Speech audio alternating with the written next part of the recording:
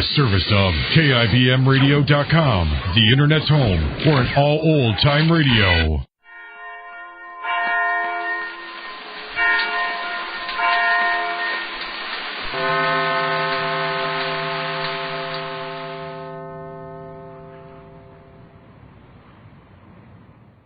In just a moment, Suspense, starring Agnes Moorehead. Hi, Hap. Hello, Ed. How are things? Couldn't be better. Except walking 12 blocks to your service station just isn't for me. You got my new spark plugs in? Just finished putting those brand new Autolite resistor spark plugs in your car. Guess she takes a big load off your arches, eh, Hap? Sure does. My feet have the pep, but not the pickup. What are you listening to tonight? Oh, it's Thursday, Hap. I'm listening to the Autolite Suspense show. Never miss it. Well, here's where I rest my weary bones and listen to Agnes Moorehead. Hey, Hap, here comes Frank Martin, the Autolite salesman, to join us. Hello, Frank. Hi, Ed. Meet Hap Horton. Autolite spark plugs, batteries, and ignition systems. The lifeline of your car. Well, thanks, Mr. Horton, for the assist. And wait until I give you the real lowdown on those brand new Autolite resistor spark plugs Ed just put in your car. Say it later, Frank. Here comes Agnes Moorehead.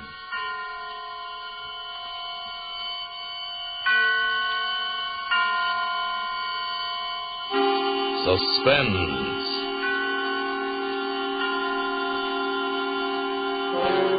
Autolite and its 60,000 dealers and service stations bring you radio's outstanding theater of thrills. Starring tonight, Miss Agnes Moorehead, in a tale well calculated to keep you in suspense.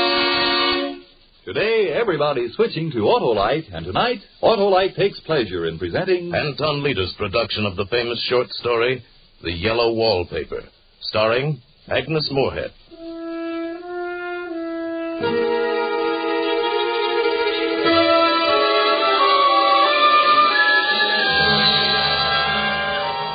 I've never seen a worse wallpaper in my life.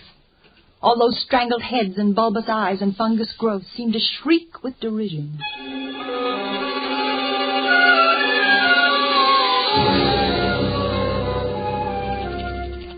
When we came to this house, the minute I saw it, I made up my mind secretly to start writing again in spite of them. But I don't dare let John know I'm keeping this journal. It's difficult being married to a doctor. John's an excellent doctor, I'm sure, but he's so inconsistent about me. He says I'm not really sick, that I'm only a little run down from caring for the baby, that I have a temporary nervous depression. Yet he prescribes phosphates or phosphites, I don't know which, and tonics and exercise. And he absolutely forbids me to work until I'm well again. He hates for me to write a word. But writing is such a relief to my mind. I can write down things, tell things here that... No, John says I'm not to brood about those things. I confess they make me feel bad, so I'll only write about the house. I saw it for the first time today. It's the most beautiful place. John rented it for the summer, and we drove up today, a perfect June morning. The bay and the white sails and people already in swimming, and then the shaded lane and the riotous old-fashioned flowers and the gnarly trees and the house. The house standing alone in the summer stillness. I could never tell John, but you know, the house spoke to me. It was only because he rattled on so that I couldn't hear what Reminded me of those English places you read about. Gardeners, cottages, and everything, and at only $200 a month. Hedges and walls and gates that lock, and there's a ghostliness. Remember, I rented it just for you, darling. And you're going to let Jenny do all the work while you live like a prince. You like it, darling? Speak up. Yes, John. Yes, it's lovely, but it's strange, as though it might be haunted. Darling, you've got that look on your face again. That dopey look. Well, Jean is home, has a station wagon, and if I know my dear sister, she's already turned the place inside out and cleaned it top to bottom. John, is it haunted, do you think? What, the house? Uh-huh. At $200 a month? Well, that's asking too much of Faith. Come on, how about... You always laugh at anything you can't touch or see or put down in figures. There is something strange about the house, I feel If you weren't always imagining... I'm not imagining. One reason I don't get well is that you don't believe me. You don't even believe I'm sick. You tell my friends and relatives. I've heard you. I've heard you that there's nothing wrong with There is nothing wrong with you. You saying it again? I'm sorry. Please don't cry. Now, come along. Let's go inside. And so I came into this house in tears. It was wrong. It was all wrong. Maybe the house saw me crying, or this room. I got so unreasonably angry with John. I shouldn't, I know. He's so careful and loving, and I repay him so badly. I should control myself, at least in front of him. But it makes me so tired not to show what I feel. Jenny met us at the door. Naturally, she saw I'd been crying, but she took pains to ignore it. Well, hello, you two. You're early. You must have started at the crack of dawn. How was the trip? Made it in less than 2 hours. They're like as peas in a pod, Jenny and John, both efficient and kind. And how did you bear up, Pet? Oh, very well, thank you, Jenny. Both kind and both somehow cruel. But I don't really think that. Well, you're just in time for lunch. I bought a flounder down at the wharf and cooked it with capers and cream. Sound good? Wonderful, Jenny. May I see the house first? The whole grand tour? Oh, Pet, the flounder will cook to death. Well, at least my room. Our room. All right, if you insist. But if that fish is spoiled, don't blame me. Why would I blame her? Whose room is this, Jenny? Yours? It's small, but it's near the door and the telephone. Oh, John, look. What? Let's take this one for you and me. I love those roses over the window. I've already put your things upstairs, Pet. Well, this has a little porch and such pretty old-fashioned chintz hangings. Let's You'll take love the this. room upstairs, As darling. you can see, there's no room in here for 2 beds. And I won't hear of being in separate rooms. I'm going to make you rest and take your tonic. John and I have talked it all over. And the room at the top of the house has so many windows. And you know, darling, you must absorb lots of fresh air. Get your appetite back. They smother me with concern. They crush me with kindness. Come along. There's a good girl. All right, you know what's best. And you're going to like that nursery. It gets loads of sunshine.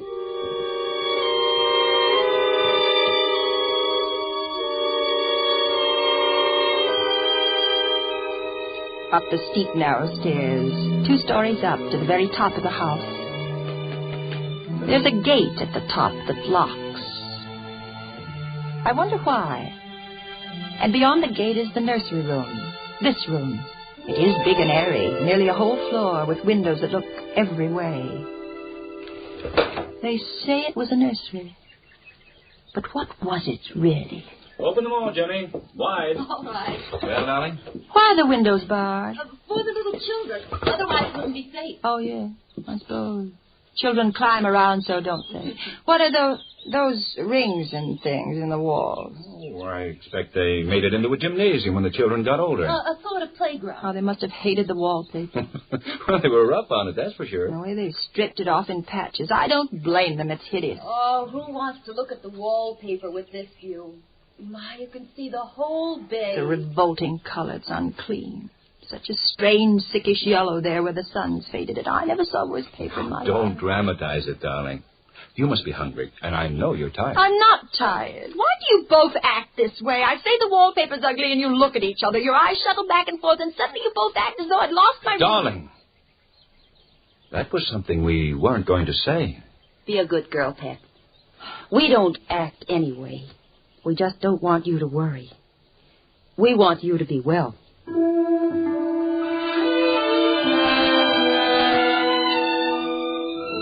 It's true, that's all they want. John laughs at me, of course, but one expects that in marriage. And he says I have foolish fancies, and he sometimes can talk them away, but not this time.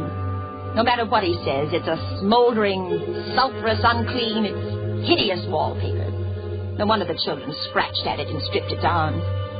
No wonder they gouged the plaster with their little fingernails. No wonder they hate it. I hate it myself. And somehow, I feel it hates me.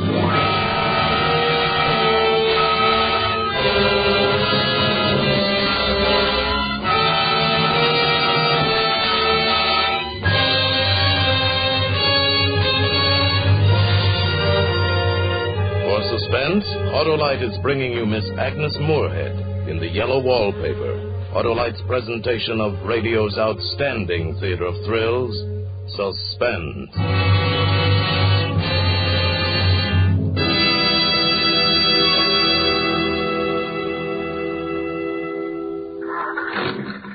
Say, Ed, isn't she terrific? Yes, sir. Agnes Moorehead is always terrific. She sure is.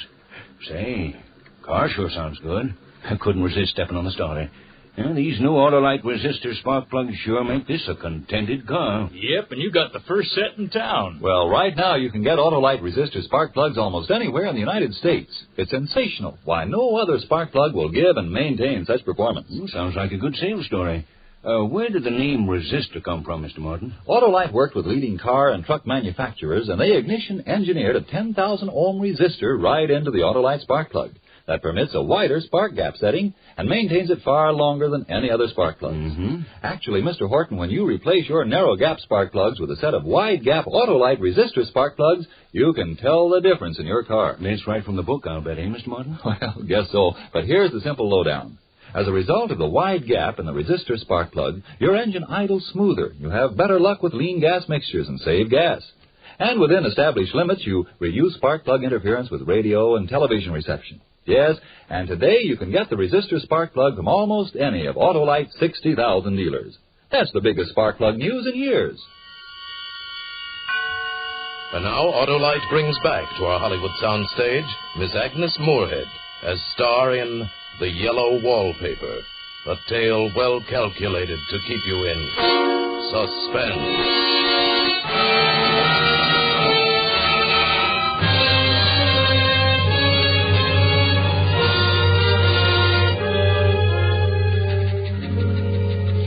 We've been here 2 weeks, and I haven't felt like writing again since that first day. I'm sitting by the window now, up in this frightful nursery room. There's nothing to stop my writing as much as I please. John is away all day, and sometimes even at night if he has a serious case. I'm glad my case is not serious. But these nervous troubles can be depressing all the same. I cry at nothing and cry most of the time. John doesn't know how much I suffer. He knows there's no reason to suffer, and that satisfies him. I suppose John was never nervous in his life. He laughs at me so about this wallpaper. No, I won't let you have your way, you silly goose.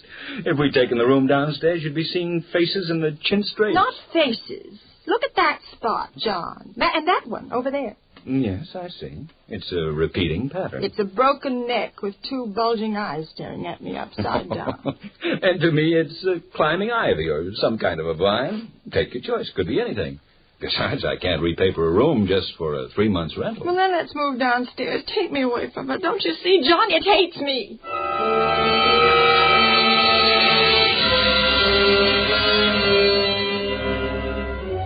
I wish I'd get well faster. Just use your will and your good sense, I'm darling. afraid. But you're so much better. When I married you, I meant to be such a help, but I'm only a burden. You are a help to me. You're my comfort. I can't even be with my baby. It makes me so nervous. Will I ever be well enough to see him again? Of course you'll be well, if you try. Then I'll try, I promise. But now on, I won't look at the wallpaper, and I'll stop seeing things out of the windows. Out the windows? Oh, I see people walking up and down the paths and in the arbors. I know it's silly, and it's only in certain lights when I look at the wallpaper from the bed that I see. See what? Nothing. Nothing. No, you're right. There's nothing except a pattern.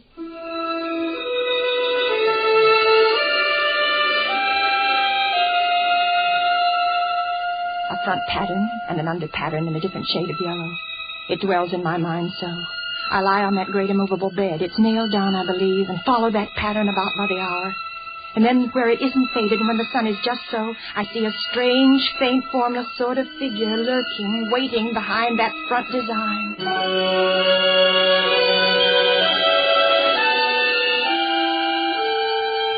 I don't know why I should write like this day after day. I don't want to. I don't feel able. And I know John would think it absurd, but I must express what I feel and think in some way. It's such a relief. There are things in that wallpaper that nobody knows about but me. You know, there's a woman stooping down and creeping about behind that pattern.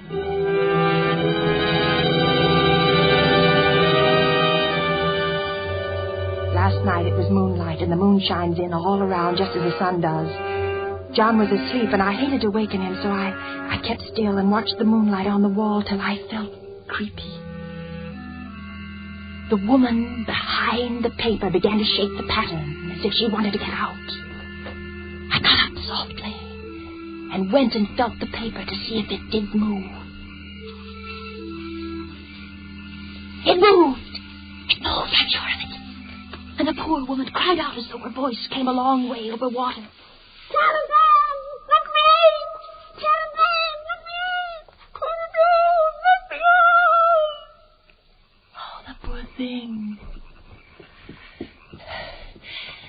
Then I went back to the bed. John was awake. What is it, darling? Why are you up? Well, you shouldn't go walking around like that. You'll catch cold. The moonlight woke me. You are cold. You're shivering. John, I'm not really getting better. Won't you take me away? Our lease will be up in 3 weeks, darling. I don't see how we can leave before then. Of course, if you were in any danger, I would, but you really are better, dear, whether you see it or not. I'm a doctor, and I know. Oh, my appetite may be better in the evening when you're here, but it's worse in the morning when you're gone. Why, you're gaining flesh and color. Oh, weigh a bit more, not even as much. Well, bless your little heart. You shall be as sick as you please.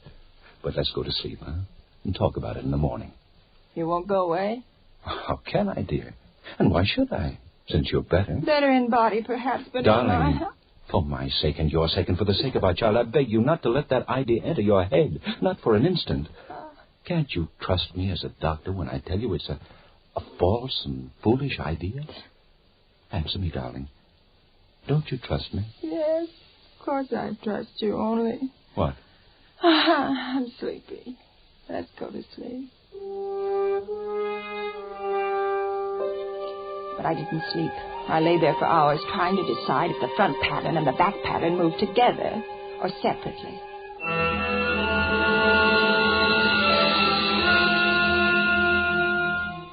At night, in the moonlight, the front pattern becomes bars. And the woman behind it shakes the bars. Yes, she shakes the bars as she creeps around.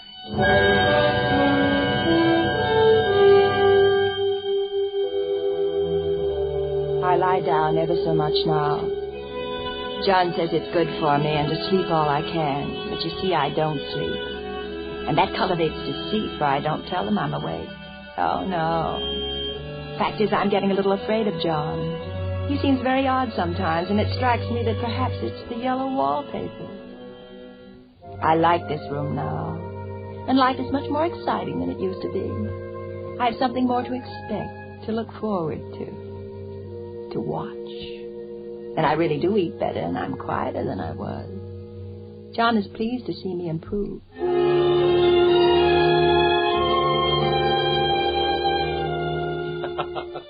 You see? You're flourishing like a weed in spite of your wallpaper. Yes.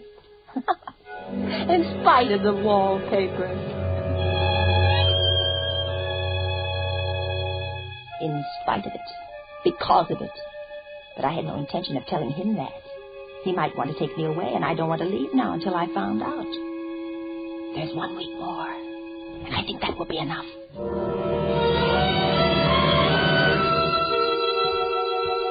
There's a funny mark on the wall low down near the mopboard. A streak that runs around the room. Goes behind every piece of furniture except the bed. A long, straight, even smudge as if it had been rubbed over and over and over. How was it done? Who did it? What did they do? Round and round. Round and round. Round. It makes me dizzy.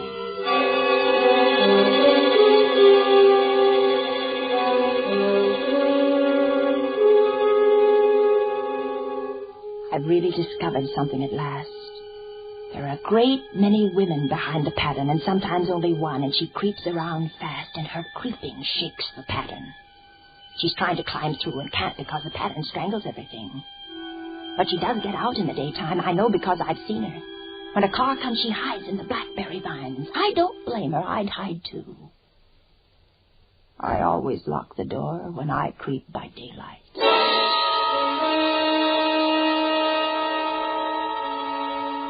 There are only 2 days left to tear this paper off and let the woman out in the room. And John's beginning to take notice. I don't like the look in his eyes or the way he talks with Jenny about me. I overheard them. She isn't sleeping nights, Jenny. She's quiet, but I know she's awake. There's little wonder she sleeps the whole blessed day. Yeah.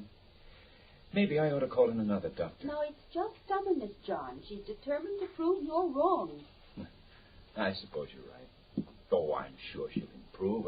Oh, darling. Well, hello, Ted. How you creep about? Well, that's a funny thing to say, Jenny. It isn't I who creeps. Jenny says you stay in your room too much. You don't take your exercise. You tell me to rest and then you tell me to take exercise. I can't do both. Well, Though I can't see through them. tomorrow's our last day here. We'll talk about exercise when I get you back to town. I'll have to rouse you out of bed pretty early, Pet. You know, some of that furniture up there belongs downstairs, and the movers will be here at 9. Maybe you'll sleep upstairs tonight, Jenny.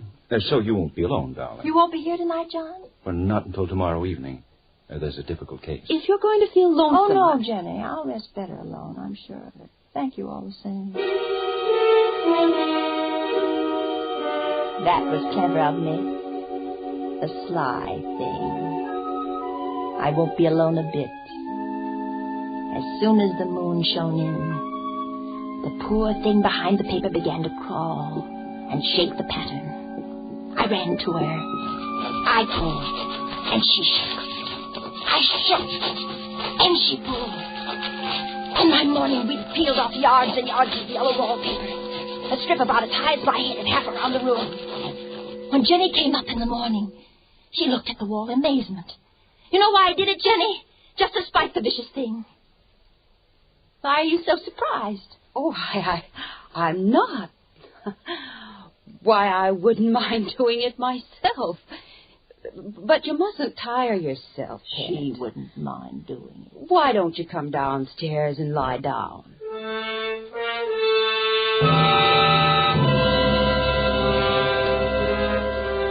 How she betrayed herself, that Jenny. She wouldn't mind doing it.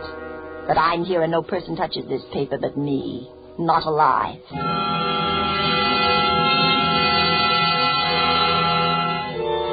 I've locked the door and thrown the key down into the front path. I don't want anybody to come in till John comes. I want to surprise him. And I've got a rope up here. Even Jenny doesn't know that. If the woman gets out from behind the pattern and tries to run away, I can tie her securely to one of the rings in the wall. There. There she is. There, see how the pattern moves, like wallowing seaweed. Oh, it'll strangle her unless I help. Wait, I'll help you. I'll peel off the paper all I can. Wait, be patient. You push. You push it, I'll pull. Oh, it sticks horribly to the plaster. I can get it off with my teeth. Oh, it hurts. But I'm getting it.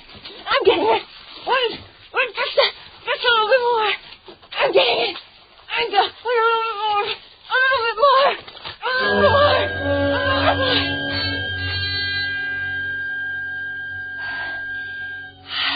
I wonder if they all came out of the wallpaper, as I did. I think they did, but I have you securely tied by my rope now. You'll never get away. But I don't want to get away. It's so pleasant to be out in this great room to creep about as I please. It's so pleasant. But I suppose I'll have to get back behind the pattern when night comes. That will be hard to do.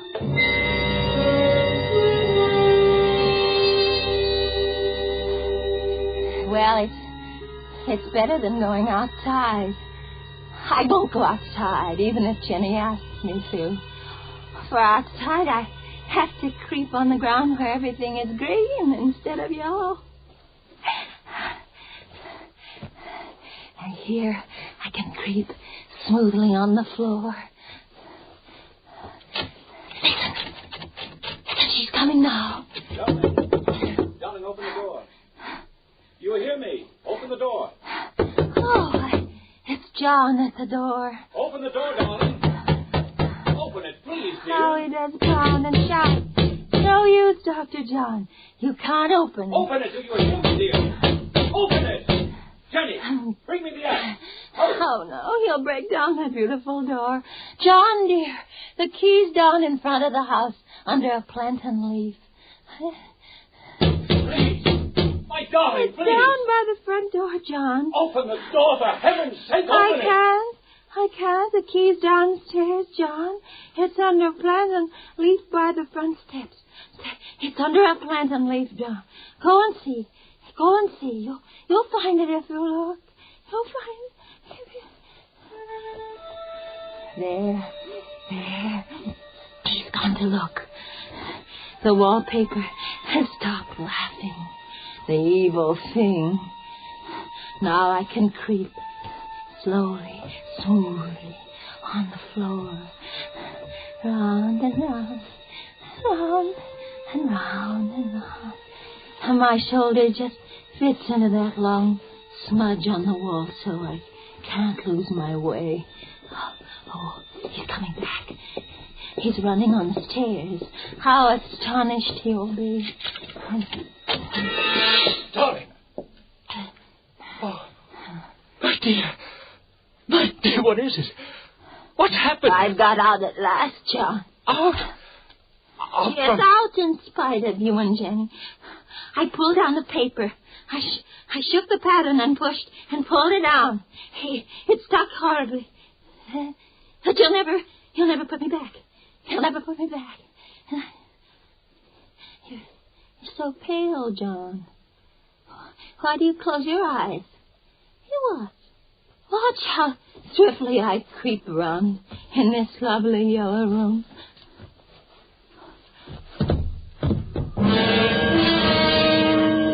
Fainted? Now why should that man have fainted? But he did. And right across my path by the wall, so that I have to creep over him every time. Round and round and round and round and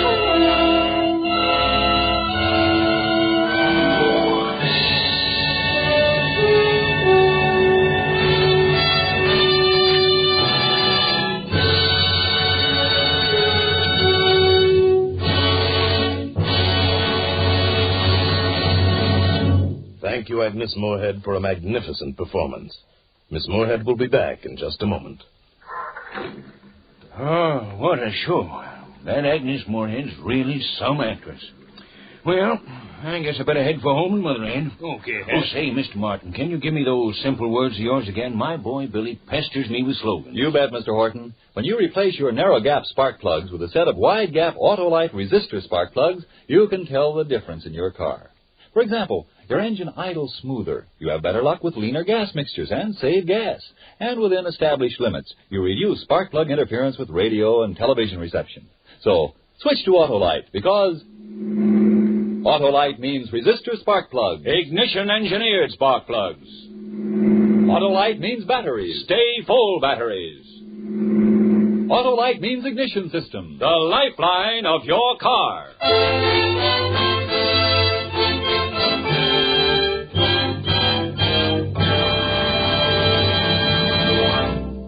And now here again is Miss Agnes Moorehead. It's always a great pleasure for me to appear on Suspense. I've thoroughly enjoyed this appearance this evening. And next week, when I turn listener again, I'll join the rest of you to welcome Mr. Charles Lawton's return to these microphones in a role written especially for him. Next week, then, An Honest Man, starring Charles Lawton, on Suspense.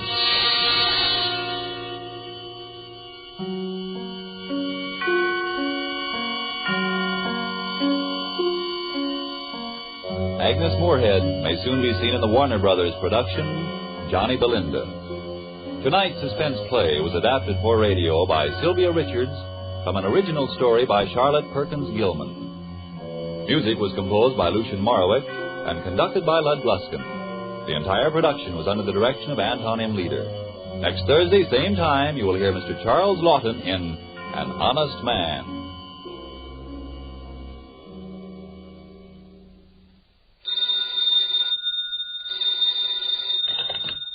This is the Autolite Suspense Show saying good night. Switch to Autolite. This is CBS, where 99 million people gather every week, the Columbia Broadcasting System.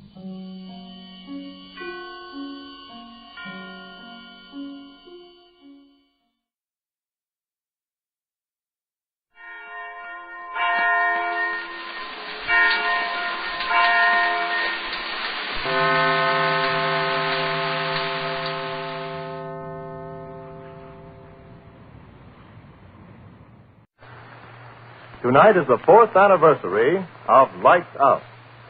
After 4 years of fantasy and imagination, chills and thrills, Lights Out celebrates by bringing to the microphone the internationally known actor whose name has become synonymous with the unusual and fantastic. The National Broadcasting Company takes pleasure in presenting Boris Karloff in the first of a special series of Lights Out broadcasts.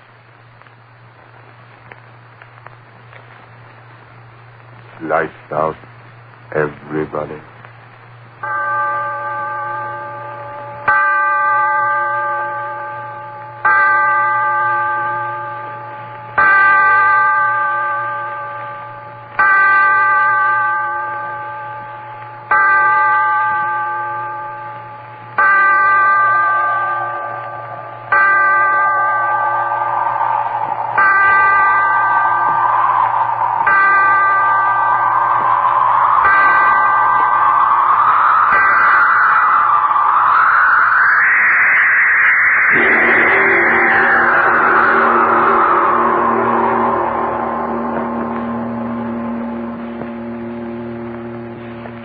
Tonight, Lights Out presents another psychological drama, a play in which the principal part is taken not by the character himself, but his thoughts. The voice you are about to hear is that of the thoughts of one Darrell Hall, accused murderer, sitting in a courtroom awaiting the return of a jury which is to decide whether he is to live or die. And as he waits, the thoughts in his mind seethe and swirl. Seethe and swirl. Seethe and swirl. Not guilty. Guilty. Not guilty. Guilty. Father in heaven, why don't I stop thinking those words? Words those jurymen are saying. He's guilty. He's not guilty. He's guilty. Not guilty. Guilty. Not guilty. He's not guilty. No, I've got to stop thinking of what's going on in that room. The jurymen. I've got to stop thinking of them. I've got to keep my head clear. I've got to figure things out.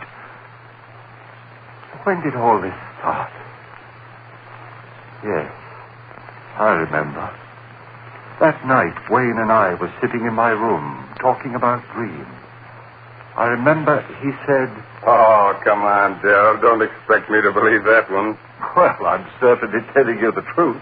A fellow with your imagination wasting his time teaching biology to a bunch of co-ed nitwits. No, sir, you should be writing fiction. I assure you, my dear Wayne, I've told you the truth. You're really serious? Of course I am. You actually mean that in all your life you've never had a dream? Never. Not even when you were a child? To my knowledge, I've never had a dream in all my life. Well, how do you like that? I like it very well. I close my eyes, oblivion, and then I wake up. No nightmare hangovers for me, Peg. Now, wait a minute, Darrell. Let me get this straight. You mean you've never even had a dream after, eating a Welsh rare bit at midnight or surrounding a dozen green apples or anything like that? Believe me, Wayne, I've never had a dream of any shape, form, or description in all my life. A dream to me is just a word. Something that happens to other people, but not to me. But everyone must dream. Well, perhaps.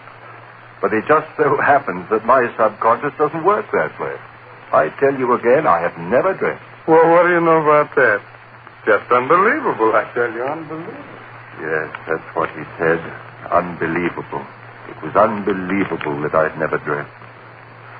And then after a while he went away and left me there. It was early evening. But I remember that somehow, strangely, I was very tired. I sat down in the easy chair. Oh, I was so tired. I closed my eyes. I slept. And then it happened. A strange murmuring in my head. Yes, that's how it started. A murmuring as if in warning. And then in the darkness around me, strange faces lifting and falling. White faces, faces without hope, their eyes full of horror, their white, bloodless lips pleading wordlessly in a way that made the heart in me cry out in pity. And suddenly, I knew I was asleep and dreaming. Yes, dreaming for the first time in my life. And these faces I was seeing were things out of a dream. And even as I knew that, the dream was gone. Blackness. And yet I knew that I was still asleep. And I had a terrible feeling of foreboding, of a horror to come in that dream. What? How? I didn't know. But I wanted to stop sleeping. I wanted to open my eyes quickly before. And then I saw her moving slowly toward me out of the darkness that was my dream. At first, a white, wraith-like thing. And I saw it was a woman. Yes, the body of a woman, but the face. Father in heaven, that face. Gross, unclean, thick, bestial brows, wrinkles of venery, the lecherous writhing of thin crimson lips that lifted from teeth, bright and pointed, and flecked with blood. Yes, a glorious body, and a face from hell. Closer, closer to me. And then she spoke one word. Kill. Yes, that's what she said. Kill. And as she said it, she moved closer. Her hands went out, her eyes. In my dream, I screamed. I awoke. I remember, just at that second, the clock on the mantel began striking. 5, 6, 7. Thankfully, I counted each chime, since the hearing of it meant that I was awake out of the horror of that dream.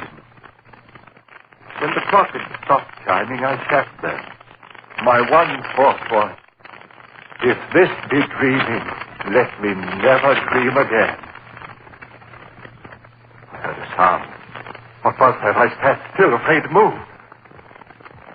And then I laughed. It was my own heart, still pounding with fright at what I'd seen in my first dream.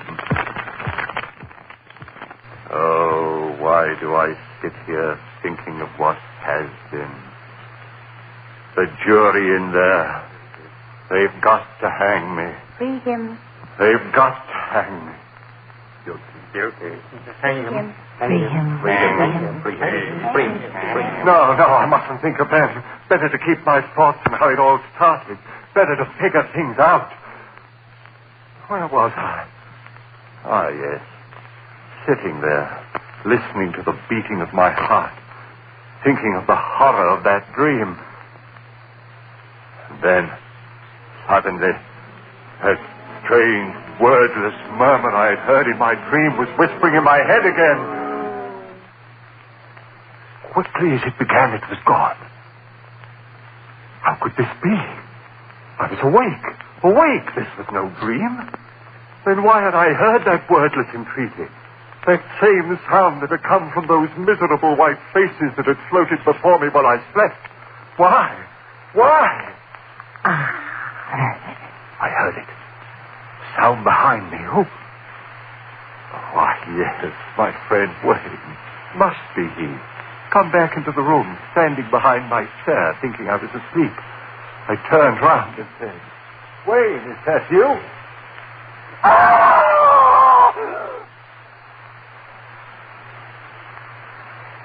Yes, I screamed. I screamed so loudly there was blood in my throat. For it was she again. That woman out of my dream. But this wasn't a dream. She was standing there, I tell you. She was standing there close to me, looking at me. And those lips out of hell said that one word. You. I jumped to my feet. No one in the room, no one, I tell you. I remember standing there, my head reeling. Who was she? Where did she come from? But there was no one in the room. Had there been anyone there? I didn't sleep that night. But by morning, yes, by morning, I had it all figured out. 2 dreams. That's what it had been, and the second had been more vivid than the first. Why, of course. I'd never dreamed before, so of course my first dreams would seem reality. How easy it was to quiet the unrest in my mind. Easy to make oneself believe what one wants to believe. And yet, some measure of uncertainty remained with me. And Mary saw it in my face when I had dinner with her that night.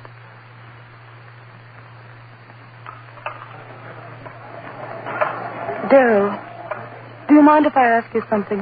What a question. Of course not. Is there something wrong? You mean with the dinner? Well, you know, this is my favorite restaurant. With you, dear.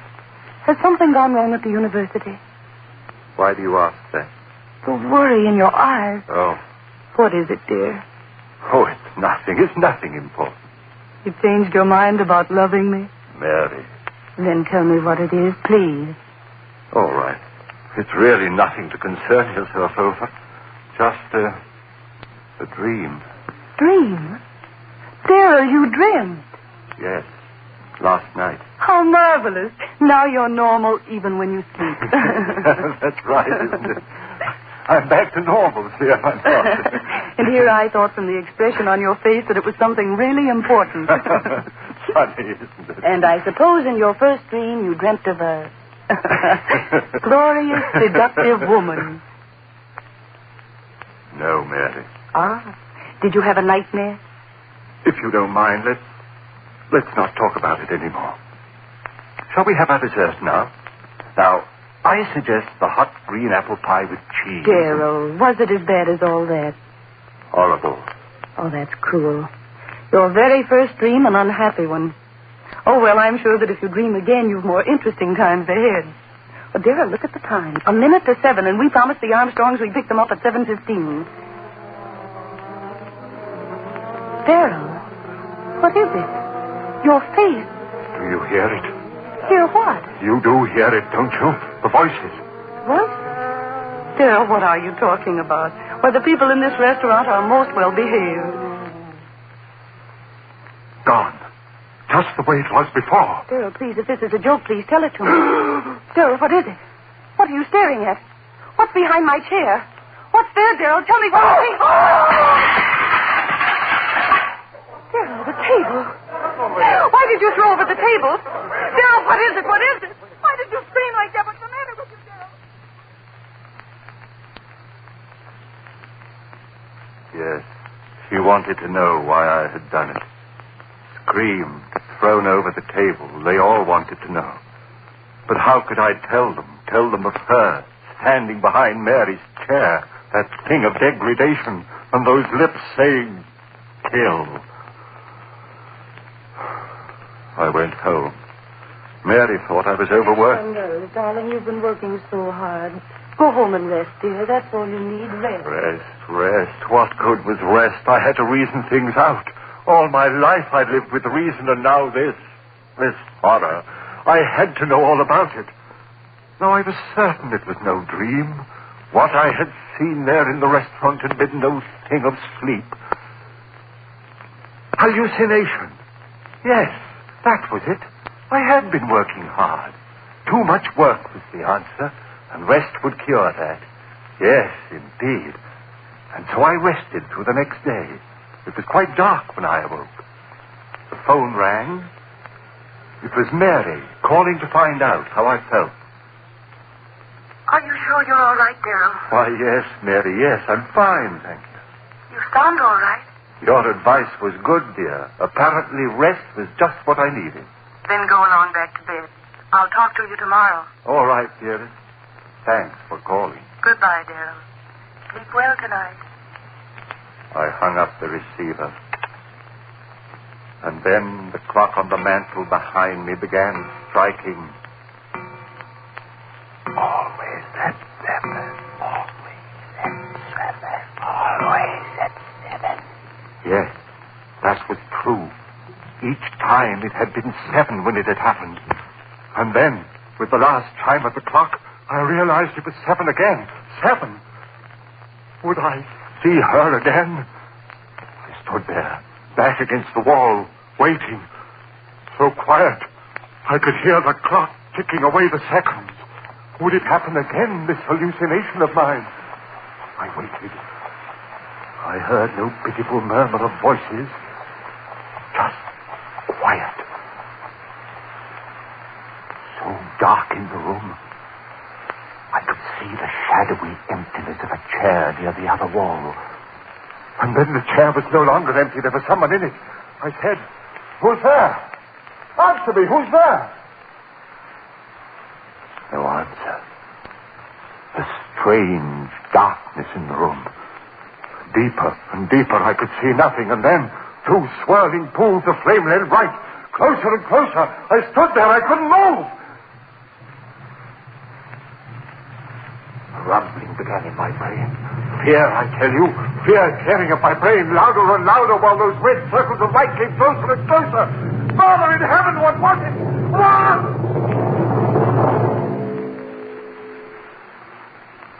And then I knew. It was her eyes. Her eyes burning close into mine, into the brain of me, pounding one thought into me.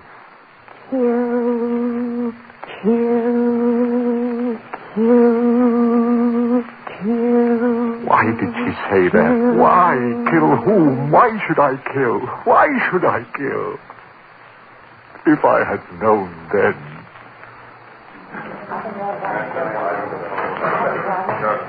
The jury. They're coming back. The verdict. What? No, not yet. Still out. Oh, they've got to find me guilty. I've got to hang. I've got to. If I live. Oh, but I mustn't think of that. I must think of what happened. Where was I? Oh, yes. That woman. Her eyes pounding that word into me, and then gone again. But this was no dream. Then what? A voice within me whispered, "Crazy, crazy, crazy." No, I was fainting. That horror was real as the breath in me. And with that realization, the coldness as of a wind blew around me and clutched at my heart. For if she was reality, somehow I knew that I was lost. And so it began. Night after night, at the stroke of 7. First, that wailing dirge of those lost souls. And then her writhing lips. Kill, kill, kill, kill, kill, kill. Father in heaven, the words began pounding in my head so that even when she wasn't there, I heard them. I hid in my room. I didn't go out. People would see this madness that had come over me. I went nowhere. And soon I knew that they were talking of me. I tell you, I don't know what's come over Darrell. Hides in his rooms, won't even talk to me. Something's wrong there. And Mary. Please, Darrell, you've got to let me see you. This talking over the phone, oh, darling, what's wrong? What's wrong? And night after night, the horror of... And the greater horror of... Kill, kill, kill, kill, kill. Mary pleaded with me. Darrell, if you love me, please let me see you, talk to you. Come over to my house tonight. Oh, please, Darrell, perhaps I can help you. Please, darling, please. I didn't want to go, but I went that night. Perhaps she could help. Yes. Help me understand the madness of those wailing voices and drifting white faces. Understand the horror of that woman and that maddening word. Mary, so understanding, so gentle, she could help me. Clear my head of the madness. Oh, Darrell, you're here at last. Mary, help me. You will help me. Darrell, your face so white. Oh, Don't talk yet. Sit here and rest. I'm sane, Mary. Believe me, I'm sane. Of course, dearest. Of course you are. It's that madness outside of me, those white drifting faces moaning at me. Rest, darling. And that woman out of hell. Woman? Her eyes and lips telling me to...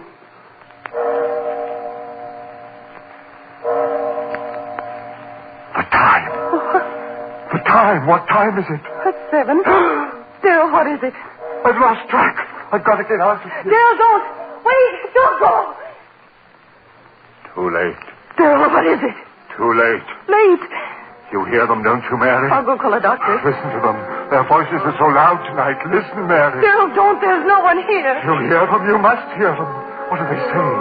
Louder and louder, trying to tell me something. What are you saying, you out there? What are you telling me? Darrell, stop! They're gone. Faces, voices, gone. Now she'll be here. Oh, Darrell, please, you're frightening me.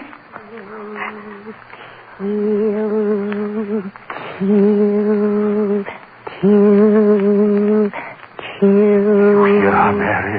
You hear her? No, Darrell, please. Louder and louder and louder. I hear her. Sing out of heaven, go back, I said. Make her stop, Mary, make her stop. Stop it. She devil, you, what do you want of me? Stop it, stop it. I can't stand anymore.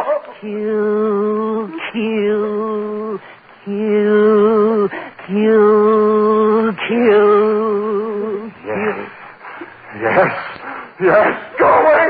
Go away. I'll kill. Darrell, don't! Oh, my neck. Choking me. Darrell, no. Kill.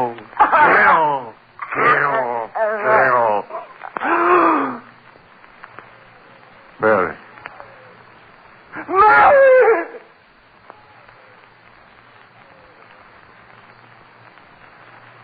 Yes. I had killed her. My sweet, gentle little Mary. Killed her with my own hand. I opened my hand. She fell to the floor. I went out into the street.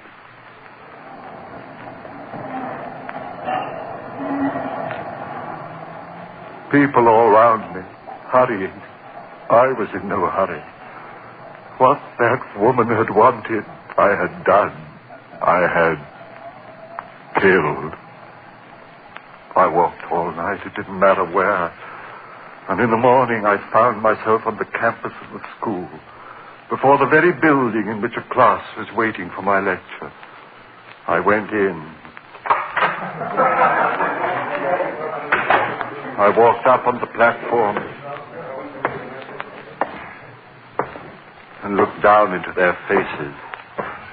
I said to them, "Ladies and gentlemen, my lecture for today will be on the subject of the selective factor in the evolutionary..." I stopped. A murmur in the air. Those voices again. But it was broad daylight. I'd never heard those voices in daylight before. What did they want of me? What were they saying? There was a strangeness in their pitiful voices. Yes, like a dirge of tears and sorrow for someone. For me, yes, for me. And then her voice, laughing, triumphant. Then I understood. For the first time I understood everything. She had triumphed over me.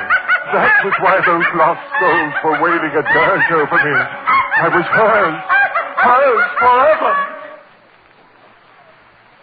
I turned and ran out of there like a madman. Ran, and as I ran, those voices of the damned were talking to me. You are doomed as we are doomed. No. We listen to her and now you are one of us. No peace through all eternity. Rest for those who murder. Through all eternity. I covered with my ears and my hands I ran. No use, I had them. Only one hope for you, man. One hope. Expiate your crime. On the gallows. Pay for what you have done. On the gallows, and you shall have one hope, man. One hope.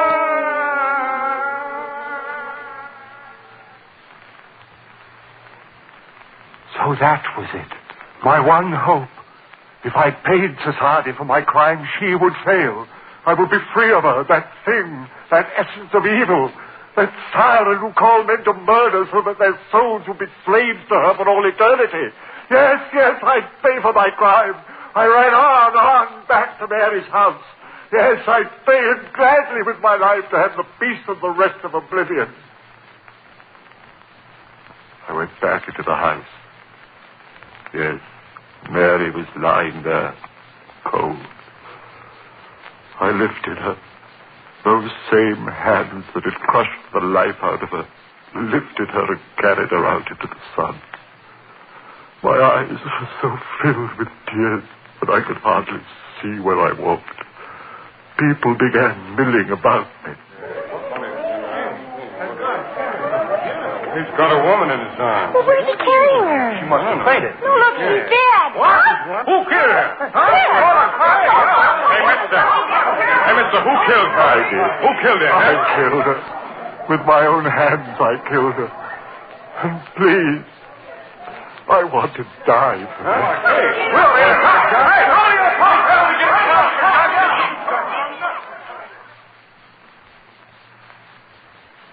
And then the trial. My friends, they wanted to save me. Clever eternities, sanity commissions, and twists of the law. But I wanted to die. I tell you, I had to die. If they set me free, if I lived and died as most men die, the death they call a natural one, then she would have me. No. I want to hang by the neck until dead. I want that noose around my neck. The trap beneath my feet, the jailer pulls the switch. My feet dancing in air. The noose strangling me as my hands strangle Mary. Pay for my crime and I'll be free. Free of that horror with the writhing lips and blood-stained teeth.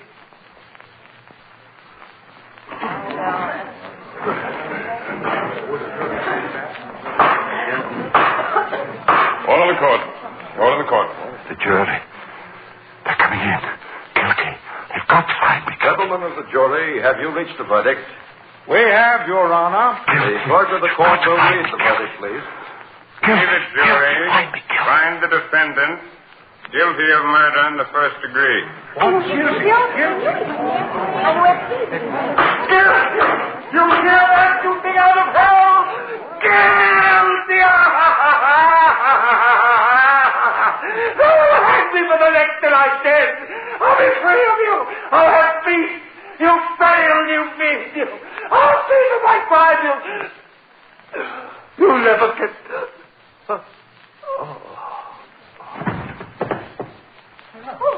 What's the mean? He's fainted. Hey, stand back, everybody. Doctor, right this way, doctor. Ambulance, call an ambulance. Stand back, please. It's no use. This man is dead. Heart attack. Hold it. Would you take a look at his face? Yeah. As if he was looking at the devil himself.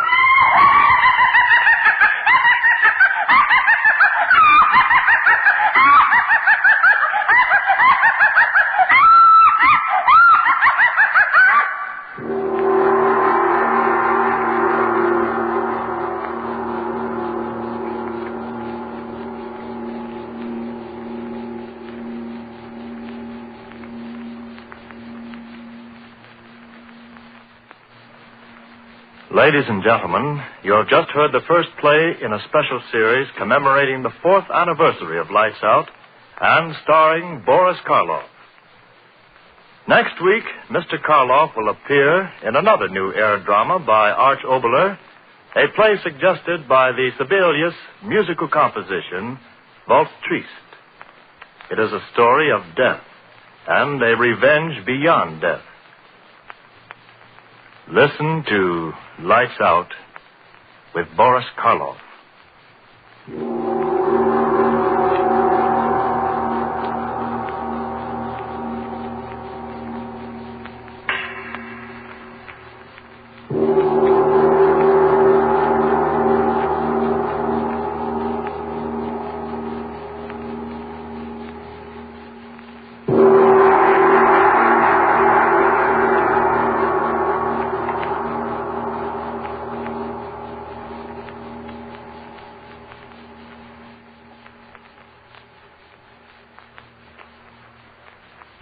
Lights Out, written especially for radio by Arch Oboler, comes to you each Wednesday evening from our Chicago studios. This is the National Broadcasting Company.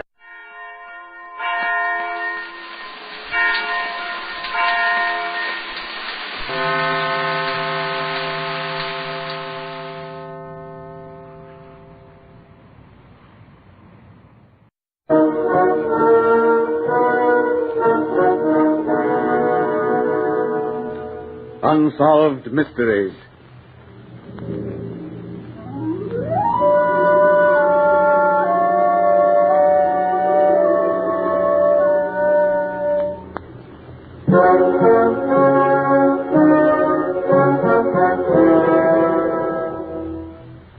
Out of deference to persons who may still be living, character names in some of these true unsolved mysteries have been changed. The moving finger writes, and having writ moves on, nor all thy piety nor wit can lure it back to cancel half a line, nor all thy tears wash out a word of it. In all the history of crime and criminals, the truth of that quotation was never better proved than in the amazing case of Bela Kiss, the mystery man of Europe.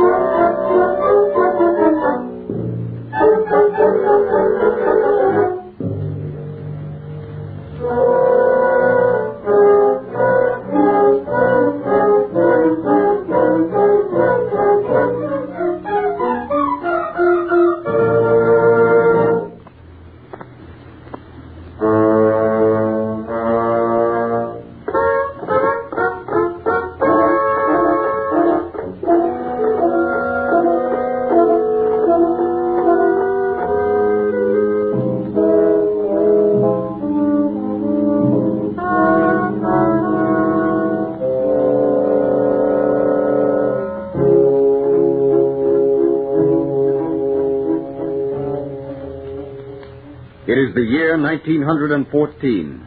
The scene is the office of the Chief of Police in Budapest. The Chief is seated behind his desk, while in the doorway stands a woman. Her face is white. Terror stares from her eyes, and her hands tremble as she tears her tiny handkerchief to pieces. But, Chief, you must believe me. Your assistant does not. But I tell you, someone will be killed if you do not listen to what I have to say. Now, sit down, my child. Calm yourself. I am ready to listen to your story. Last night I went to the theater. I sat next to a gentleman. He looked like a gentleman. We spoke about the program, you understand? I understand. And having spoken to him of the program, he suggested you have supper? Yes, we went for a drive in his motor car. And he asked you how you'd like to visit his home? Yes, sir, but how... How do I know? It's always the same story. Of how much money did he rob you? Money, sir, I had no money. He did not rob me. He tried to kill me. It was horrible. I nearly died of fright. No. Complete the story. I went to his home, a castle it was. He asked if I would like to have my fortune told. I said yes. He told me to gaze in the crystal globe. But first he gave me some pale yellow wine to drink. Yeah, go on. I felt my senses slipping away from me. I was staring hard in the crystal. A shadow, I know not what, made me glance in the mirror. I saw him. He stood behind me, his eyes glaring, green they were, eyes of fire, his face almost black, and in his hand he held a piece of green silk cord. It was looped and had a slip knot. He was going to slip it over my head. Yes, and then? Then I fainted. The next thing I knew, I was lying among the shrubbery in Erskine Park. Very well. We will look into the matter. You do not believe me, do you? Oh, I would not say that. No, Hurry. Someday you will regret. Goodbye. 3 weeks later, a wealthy society woman tells a similar story to the Budapest chief of police. 4 weeks later, another. In each instance, the description given by the women of the castle, of the fiend who drugged them, is the same. The World War breaks out, and the police department is disrupted. But the citizens of Vienna and Budapest are terrified at the alarming number of missing women. On farms, in gardens, behind hedges, in abandoned buildings, bodies in various stages of decomposition are found, and all are bodies of women. The chief is frantic, and with a woman assistant and 2 detectives scouring the countryside in search of a building that will answer the description of the castle, he meets a government official. Well, Chief, what are you doing out here? Seeing the country? Well, what are you doing here? The government has ordered the seizure of all gasoline for the war, you see. I'm detailed to this district. I'm in a few minutes going to that castle upon the hill. Oh, the castle? May we go with you? Certainly, it will be a pleasure. Oh, this is Herr Hartmann. He is the gentleman who told us there was gasoline stored at the castle. But get into the car. We should be off. Oh, yes, indeed. I have some stories to hear around here. Yeah, it's an unusual country. You know, there is a tragic story behind that castle. Yes? Indeed, yeah. Bela Kiss, he owned the castle. Had a very beautiful wife. They were so happy. Everybody in the village was happy in their love. But alas, she disappeared. Poor Bela Kiss was desolate. She had run away with a younger man. It was terrible. Well, what did he look like, this Bela Kiss? He was a handsome man, tall, elegant, thin-faced, I would say, and black-haired, high cheekbones. It's the same man. It's the description given by these different women, all right. You're looking for him. We certainly are. But go on. What is the finish to the story? The old woman went to do the cleaning at the castle. Bela Kiss told her she must not go into a certain room. Regular Bluebeard story. But the old woman, like all old women, was inquisitive. She looked. And saw what? 5 big vats. But we have good reason to believe these vats contain gasoline. Oh, but here we are at the place. We'll soon know for certain. Out of the car pour the officers. The empty castle rings to their footsteps as they make their way to the forbidden room. Strangely enough, the key is in the lock. The door creaks. There are the 5 vats against the wall. A strong odor of alcohol. They move forward and look into the vats. Horror stamps their faces as they see in each vat a naked woman, and around each neck the bluish mark made by the strangler's cord. Name of all the saints. Where is the wreck? This is ghastly. I come to find gasoline, and I find 5 corpses. 5? Yes, but with all the corpses found throughout the city. The Carlton, get the men to dig the gas. I shall have it done. On the instant, I shall have it done. Yes, and you have, you know of this monster, this Bela Kiss. Where is he? He was killed in the war. 26 bodies of women were found buried in Bela Kiss's garden. Over 160 pawn tickets relating to the women's wearing apparel and jewelry. Furious that death in the war had cheated him the capture of the monster, the chief returned to Budapest and tried to forget the horror of the 5 vats. The war over, the chief is sitting in his office when through the door bursts the woman who had first warned him of Bela Kiss. I have seen him. I saw him today, not half hour ago. Why, who? What are you talking about? The man who tried to kill me at the castle. I saw him, I tell you. Oh, impossible. I have checked the war records. He was killed in Serbia in 1916. See, here are the records. I have kept them. Bela Kiss died of wounds August 9th, 1916. I do not care. Do you think I could forget him? Never, never, I tell you. He is alive, this thing. But it is impossible, I tell you. Bela Kiss is dead.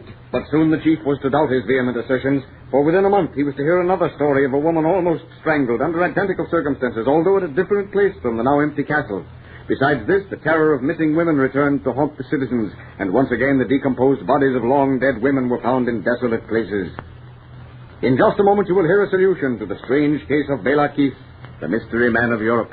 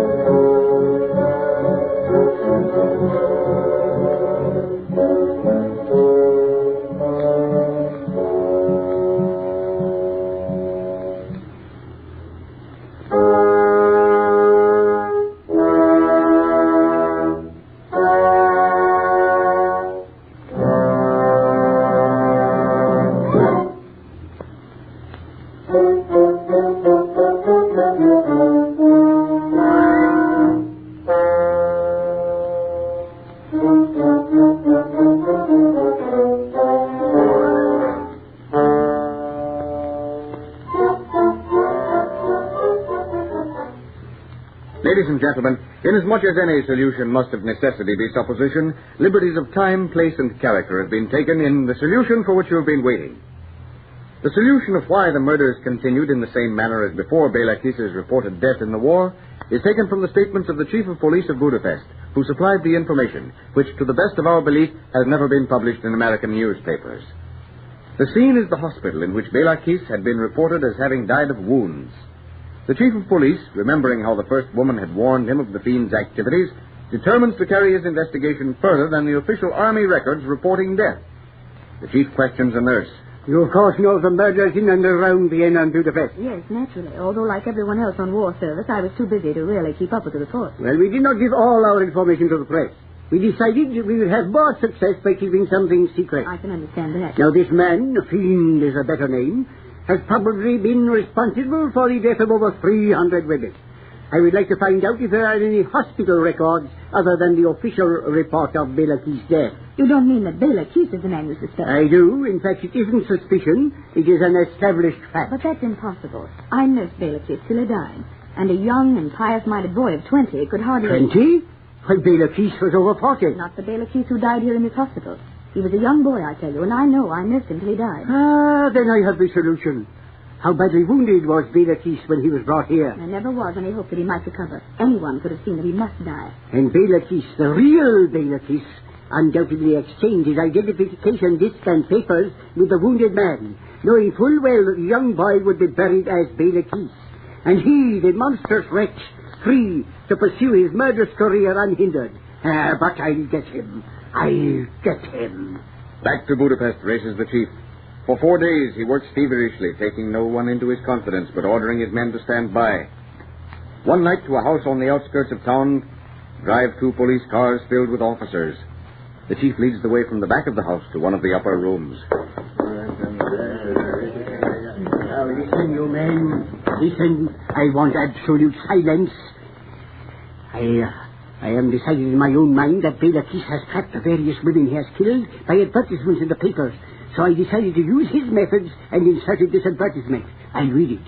Young woman, widow, with moderate fortune and with moderately good looks, desires company of men of culture, preferably 40 or over, must be tall and dark. Object, matrimony. And you expect Bela Kiss to answer that? He has answered it. He'll be here. A taxi at the door. A man is getting out. Ah, gee, it's Bela Kiss. He looked up. He's getting back into the taxi. After him, quick. Down the stairs rush the police. The taxi, with Bela Kiss standing on the running board, speeds toward the river with the police car in pursuit. He's going to shoot. Take him. Take him. Bela Kiss slumps. He's hit, but he hangs on. The taxi reaches the bridge. Another burst of bullets. Several shots take effect, but with one last effort, Bela Kiss throws himself from the taxi, pulls himself over the parapet of the bridge, falls like a plummet, and disappears forever under the foaming waters of the Danube. And so, coincidence, the World War, a search for gasoline, a nurse who remembered a patient, provide the solution for a 15-year-old unsolved mystery. Bela Kiss, the mystery man of Europe.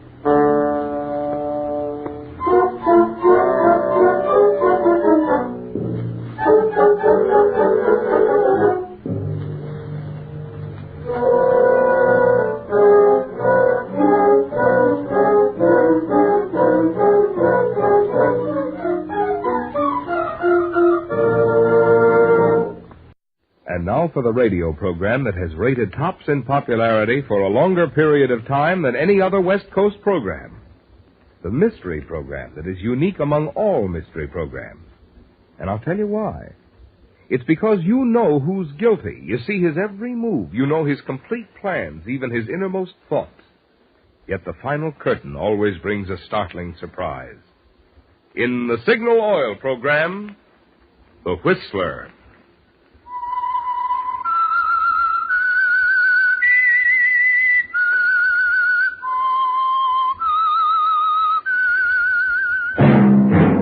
That whistle is your signal for the Signal Oil program, The Whistler.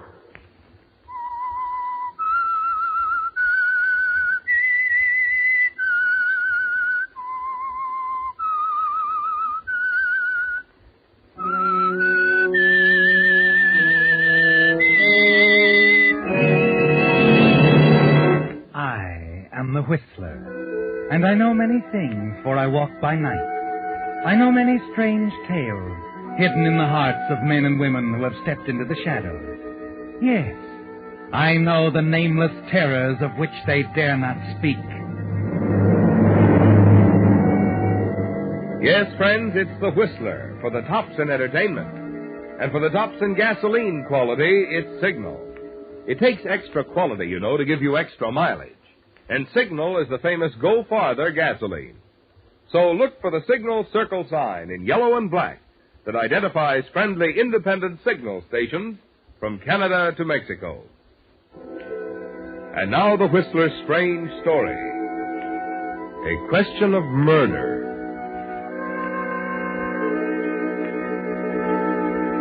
The terrible truth underlying it all didn't come to Carol Randolph as a bolt out of the blue. Rather, it came slowly, like the gathering of a summer storm. In the beginning, there was only a gentle rustling, like the movement of the leaves before a wind, more to be sensed than actually seen. Later, there were other signs more threatening, more violent, and at last the storm broke in all its fury. But that was later. It began that first day after the honeymoon when they came back to the old house that held so many memories for Ted. Carol paused, smiling at the threshold, wondering if he would observe the sentimental custom of carrying her across. And he did. Oh, darling. But when he'd set her down again, somehow she realized that it had been a mistake. Ted, I'm sorry. I didn't mean to bring up memories. No. Forget it, Carol. Well, we can't entirely, Ted. But she'll never stand in our way, darling. I promise. I said forget it. I mean, she's dead and gone. And if anything about this house makes you unhappy, I'll tear it down brick by brick. Yes, in the beginning it was only something to be sensed, and Carol did try to forget it. But there was no denying that the house seemed to change Ted somehow, the house and the people in it. Even old Mrs. Carter, who had been with Ted's family for so many years, seemed to have a strange reserve about her, a veil something behind the surface of cordiality. It's a pleasure to welcome you here, Carol. I'm sure Ted will be happier now. Thank you. He's told me so much about you, Mrs. Carter. I practically raised him. Then, after his father died and he and Francis came here... Oh, I'm sorry.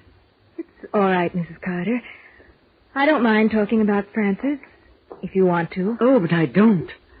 It would be best if... Mrs. Carter. Oh, hello, Ted. We were just getting acquainted. Hello, darling. I thought maybe you might want to look around the grounds, Carol. I'd love to. You'll excuse us, Mrs. Carter? Of course. I've got my work to do. Oh, did Gillis unpack your things? Gillis? But I told Oh, I meant to talk to you about that, Ted. Later? Yes, of course, Carol. Come along, please, Carol. Now, how about the rose garden first, huh? Fine. Ted. Yes, darling? What was that about Gillis? Oh, why, nothing, Carol. Nothing for you to worry about. Now, let's look at the ground, shall we? Oh. Yes, darling, of course.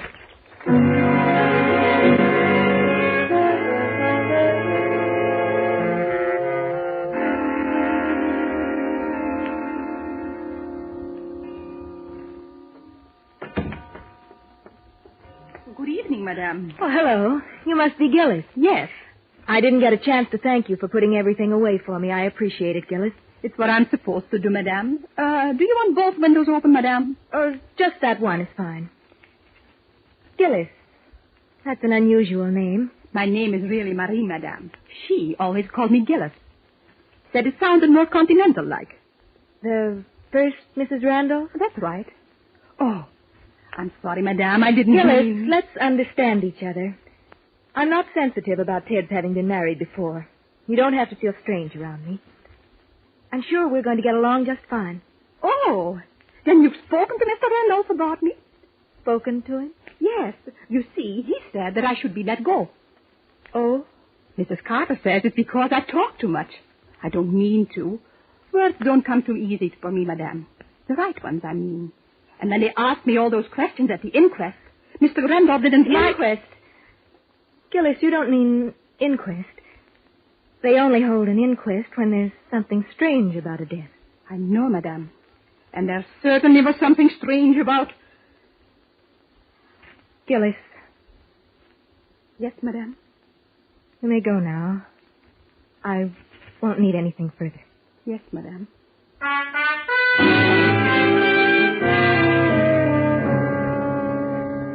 Yes, Carol, it all began slowly. But as you watch Gillis shuffle off down the hall, you're conscious of a chill in the air. And in spite of yourself, you shudder slightly before you're able to push it out of your mind and go downstairs to join Ted. But by the following evening, the whole incident is forgotten as you and Ted entertain Dave Arnold, one of his oldest I never friends. forget that one. Oh, you two must really have had good times together. Good and bad, eh, Ted? Oh, that's right. So I must say you've always managed to get the things you wanted from life. That's a compliment, Carol, from an envious, dyed-in-the-wool bachelor. Oh, you shouldn't complain, Dave. There's certainly something you can do about that. Oh, no. Too busy with my career. Oh? Well, Ted's in the district attorney's office, and he found time for marriage. That's just it. Then mine wants to get in. And you know, when these political machines get entrenched, they can get away with murder. You make it sound horrible. No defense, darling? Oh, we don't need one. We put our case up to the voters, remember? I certainly do. What we need is a Ted Randolph to run our campaign. I couldn't swing you over to our side, could I, Ted?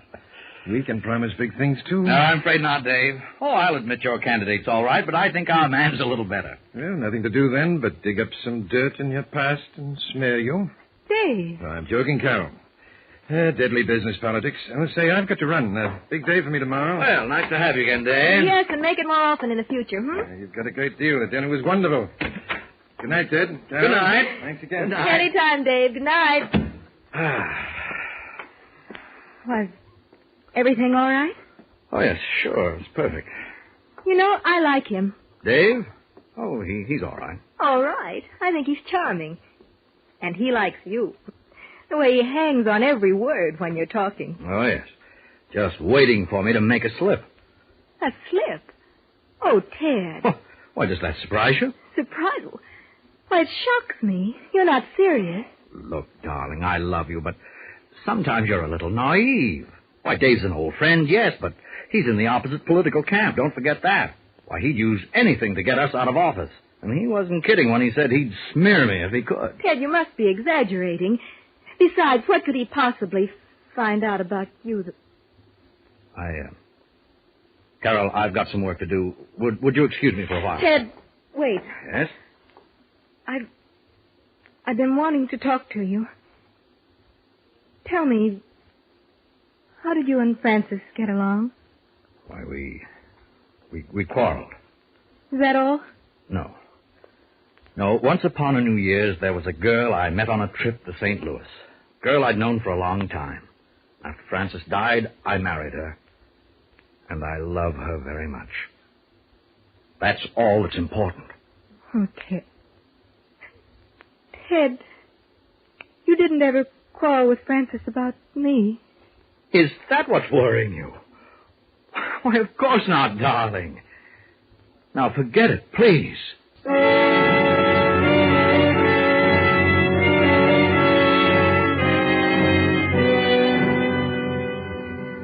After that, you do try to forget, don't you, Carol? But it isn't that easy. When you go upstairs to your room, Gillis is there. You discover that she's not only talkative, but inquisitive, too. Worst of all, she asks a question that you can't answer. A startling question. Excuse me, Madame. Will Mr. Ben ever come back? Who's Mr. Ben? Why, Mr. Randolph's brother. Madame, you've never met him? Oh, yes, Ted's brother. I wondered if they had ever patched things up. It was a terrible argument they had, you know, the day Mrs. Randolph died. I'll never forget that shocking way to start a new year. New Year? Yeah, it was just a few days after. I remember Mr. Randolph had just come back from a trip from St. Louis. Oh, it was terrible, Madame. They had a regular knockdown and drag-out. She came screaming for a divorce. Divorce? That's what they quarreled about. Mrs. Randolph said she should rather be dead than go on things being like they were. Poor woman. Little did she know that in less than 12 hours from then, she would be dead. What did you say, Gillis? When did she die? The very next morning. Early. Didn't you know, Madame? It was an accident. She started to fix her bath and slipped somehow.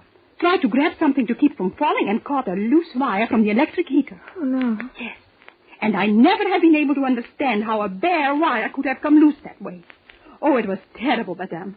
She was electrocuted on the spot.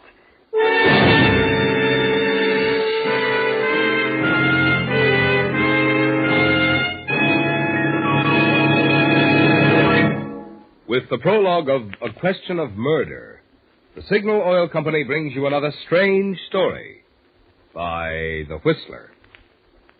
Did you know that contract bridge has become such a popular game it's now played by almost half of the adults in America? Well, that's why Signal Oil Company decided that something should be done for this important group of our listeners. So they had a series of 6 lessons prepared by none other than that famous bridge expert, Robert Lee Johnson, of whom Ely Culbertson says, "No one is better qualified to prepare a course of bridge lessons than Robert Lee Johnson. I recommend these Signal bridge lessons to all who are interested in learning bridge or improving their game." After hearing such praise from Ely Culbertson, you've no doubt like to know where you can get copies of these Signal bridge lessons. The answer is right down at your neighborhood Signal dealers. Each week, a new lesson in this series of 6 is yours for the asking. So be sure to drop by your Signal dealers at least once each week, so you won't miss a single one in Signal's series of Contract Bridge in 6 easy lessons. And now back to the Whistler.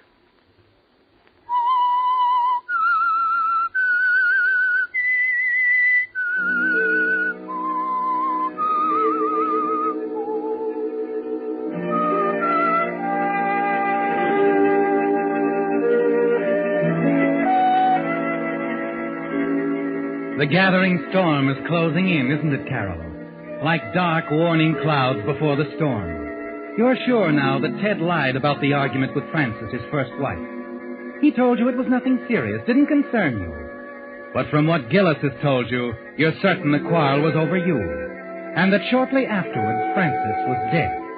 It's a terrible knowledge you possess, isn't it? Because you don't know what to do about it. The next morning you spend walking around the grounds, going over the whole nightmare in your mind. And then as you start back across the terrace to the house... Well, hello. Oh. You must be the new Mrs. Randolph, huh? I'm sorry, I don't believe we... No, my dear, we haven't met. But we're going to be real friends. I'm Ben, Ted's brother. Oh, I'm sure he's told you all about Brother Ben. Oh, yes, certainly. Ted's spoken of you so often, I did wonder when I was going to have the pleasure. Nice work, Mrs. Randolph. Shall we go in the house? Carol? Oh, you have talked to Ted about me. Oh, frankly, no. I simply read the papers. I was going to run down here sooner, but I allowed time for you two to get back from the honeymoon. A few days to get settled. Well, after you, Carol. That's it. My. Place has been all redone, huh? Your ideas? Why, no. It was like this when I... Mrs. Carter, I'll bet. Thinks of everything, that woman. Ted's always been a favorite. Yes, I know. I'm sure you'll want to say hello to Mrs. Carter. She's in the hall. Oh, Mrs. Don't Carter. bother her if she's busy. I really don't. Yes, Carol? I really wanted a few moments to talk to you. Yes, it's me. The prodigal, the black sheep, I'm sorry, Mr. Randolph. You can't stay. Mrs. Carter. I have my orders. But why? Oh, so you haven't told her about me, Mrs. Carter. What a rascal I am, a stealer. Please, Mr. Randolph, don't make it unpleasant for me. I'm hired to do exactly... No, old girl. Don't get the blood temperature up. I'm not staying. I have a perfectly satisfactory place to stay in town, the Marlborough. Nothing but the best. However, Mrs. Carter. Yes? Tell Ted I'll be dropping in, huh? Have to see him. Perhaps tomorrow night? I'll tell him. I intend to speak to Ted, too, Ben. You may come tonight if you wish. Oh, no. Always like to forewarn my brother. He's a planner, you know, Carol. He likes to know just what's going on. Exactly where he's going, dates, times, places. You gotta let him think he's in the driver's seat. Haven't you found it so? I'm discovering things that I didn't know. Oh, and your discoveries will be endless. I got to admire the boy, though. You'd think he was the senior, huh? He's a regular little Napoleon Teddy boy. The way he makes circumstances. Brilliant. Makes the circumstance? Yeah, you know. Plans. Fixes things. Even covers things up. Eh, Mrs. Carter?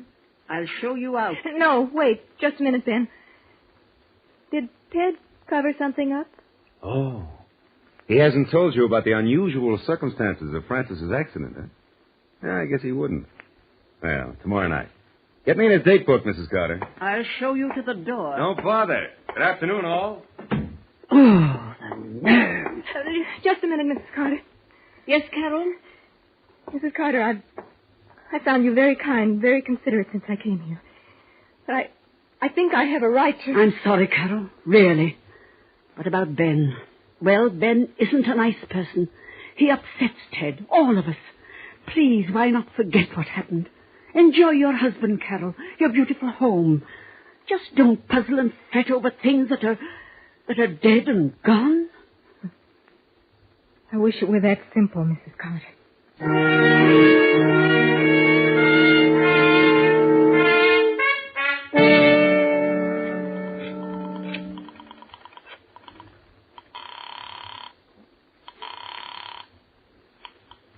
Marlborough Hotel. Mr. Ben Randolph, please. Thank you. Yes? Ben, this is Carol. Oh, yes. How sweet of you, Carol, to call me. Ben, I can't talk very long. I want to see you. Right away. Oh, I'm sorry, Carol. I have an appointment. But it's important, Ben. It's terribly important. There's something I have to know about Francis' accident. Oh. So that's it, huh? All right, Carol. I have a delightful cocktail bar here. I'll meet you in, say, half an hour. That is, if you're sure you want to come. I am sure, Ben. Thank you.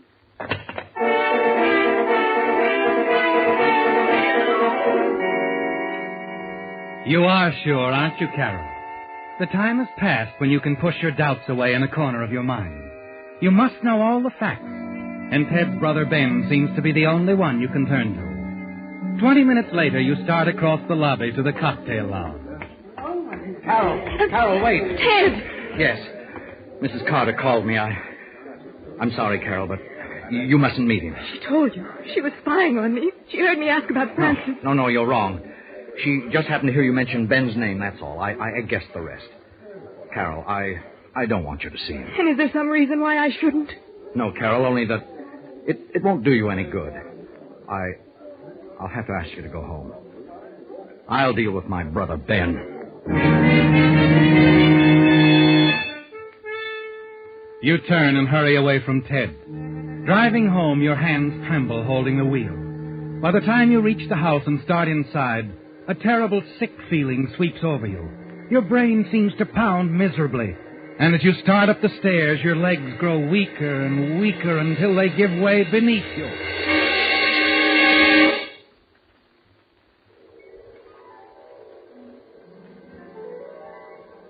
When you awake, you find yourself in bed. Mrs. Carter is looking down at you, smiling her quiet, assured smile. Feeling better, Carol? Yes. I feel fine. Why did you put me to bed? I fainted going up the stairs. I told Ted when he came home. He agrees with me that you should stay in bed for a while. Is there anything you want me to bring you? No. No, nothing. Just leave me alone.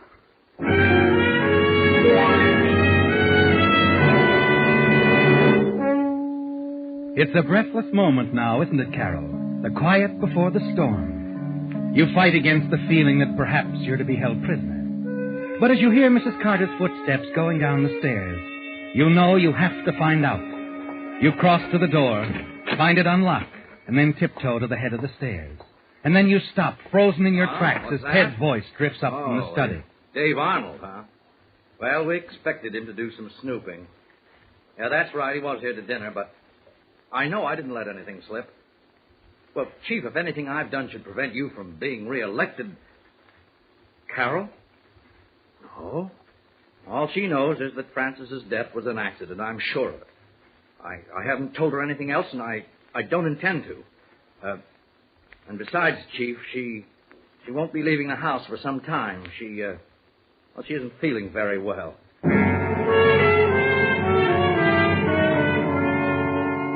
Yes, the storm is broken now, hasn't it, Carol? And the meaning of everything that's happened is clear to you. The man Ted was talking to was the district attorney. He knows the truth about Frances's death and is helping to cover it up. And then you remember what Dave Arnold said about entrenched political machines, that they can get away with murder. And from what Ted said on the phone, you know you're being held prisoner. But it's more than just you now, Carol, more than your happiness or your safety. There's a principle involved, a principle that affects thousands of people. And suddenly you realize only one man you know can do anything about it. Your husband's political enemy, Dave Arnold. You go back to your room, take a piece of paper from the desk and scrawl a hurried note. Then a few minutes later... You rang for me, madame? Yes, Gillis, here. I've written a letter. I want you to take it and mail it. A letter? Yes, madame. And, Gillis, it must be done right away. Don't let anything stop you. I won't, madame. Hide it, Gillis. Hide the letter. Oh, Gillis, I didn't know you were in here. She was just leaving, Mrs. Carter. Thanks for looking in, Gillis, but I don't need anything. You may go. Yes, madame. Is there anything I can do for you, Carol? No, Mrs. Carter. There's nothing anyone can do for me. Right now.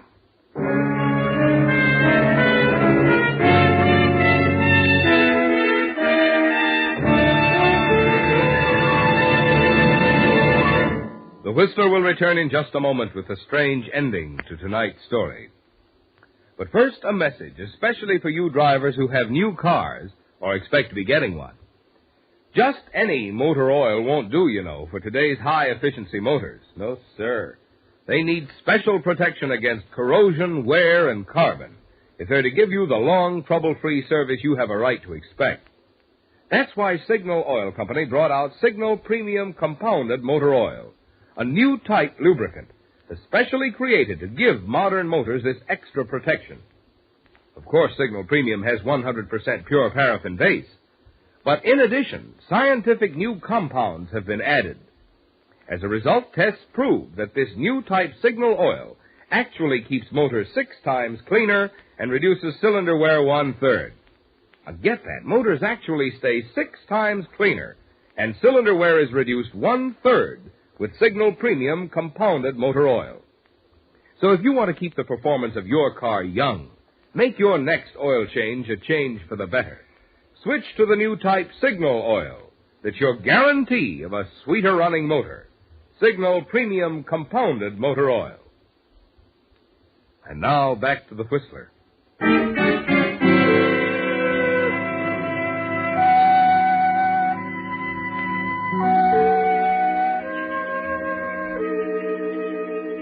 You can't fight the storm anymore, Carol. You're weary of it, of thinking about Ted and the way Frances, his first wife, died. It was shortly after he saw you in St. Louis that you refused him a divorce. And it's all too clear to you what happened to her. It's an hour now since you gave Gillis the note for Dave, explaining everything. Suddenly you realize that you can't face Ted when it's over. You want to get away, take a train for another city and try somehow to forget. Put this terrible nightmare behind you. You dress quickly, slip out into the hall, and tiptoe down the stairs. You wait until you can hear Mrs. Carter in another part of the house, and then run for the door.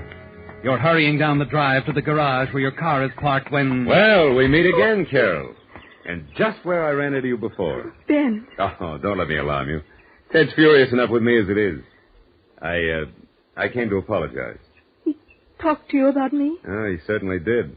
Poor old Ted. His women give him a lot of trouble. Frances certainly led him a merry chase, in another direction, of course. Francis? Yeah. First she tried spending his money, and when that got boring, she started spending some of it on me. Well, that was pleasant for a while. You mean Francis was interested in you? Interested? Well, that's one way of putting it, yes. Tell me about her, Ben. All right. Well, she wanted to marry me. It scared me silly when I found out. Oh, we had our laughs together, sure, but marriage. Well, that's a little bit more than stealing your brother's slingshot, huh? You and Francis. That's why Ted asked her for a divorce. It wasn't me at all. What? Oh, he didn't ask her for a divorce, Carol. She asked him. Oh, they had a terrible row about it. But you know, Ted, he clings to that for better or worse idea. And then, too, there's his position, the election and all. They decided it wasn't the sort of thing to let that Dave Arnold crowd find out about and twist all out of shape. Her accident, Ben. What did happen? Well, don't say you got this from me now. But it's simple enough. Frances tried to kill Ted, Carol. She smeared the bathtub with soap, ran the electric heater wire along in the back of the towel rack. What? Yeah. She had it all set up for Ted. She hadn't planned on slipping, and instead of Ted grabbing it, she got it herself. Really an accident, huh? Oh, and Ted protected her, kept it quiet. Well, it was as much for his boss as for her. The district attorney couldn't get any place with rumors floating around that one of his boys was... Carol! Carol! Ted's voice calling from the house seems to bring your heart up into your throat. You move slowly along the drive, almost stumbling, the tears starting as you realize what you've done. That note you sent to Dave. It will ruin Ted, the district attorney, everything. You reach the terrace, stop, unable to go any farther. Carol? Mrs. Carter. You're feeling better, aren't you, dear? Mrs. Carter, I can't see Ted now. Yes, you can. Here. Please forgive a meddling old lady, Carol, but I took this letter from Gillis. You didn't really want it named, did you? The letter? Oh, Mrs. Carter. Carol! Where are you, Carol? Your husband is calling, Mrs. Randolph. I think you should go to him. I have my work to do.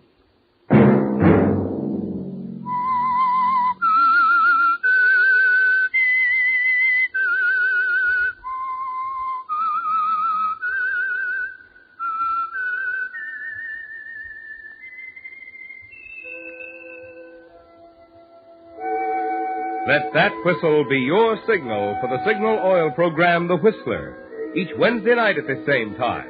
Brought to you by the Signal Oil Company, marketers of Signal gasoline and motor oil and fine quality automotive accessories. Signal has asked me to remind you, to get the most driving pleasure, drive at sensible speeds, be courteous, and obey traffic regulations.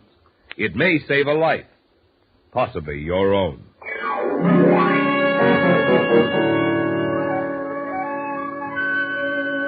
Featured in tonight's story were Lorette Philbrandt, Joseph Kearns, and Gerald Moore. The Whistler was produced and directed by George W. Allen, with story by Beth Barnes and music by Wilbur Hatch, and was transmitted to our troops overseas by the Armed Forces Radio Service.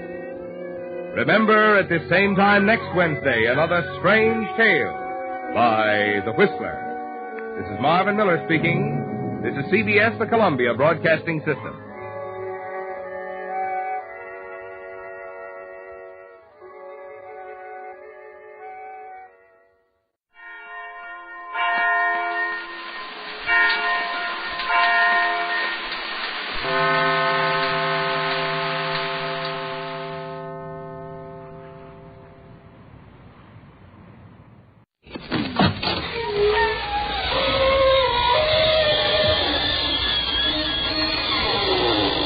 Good evening, friends.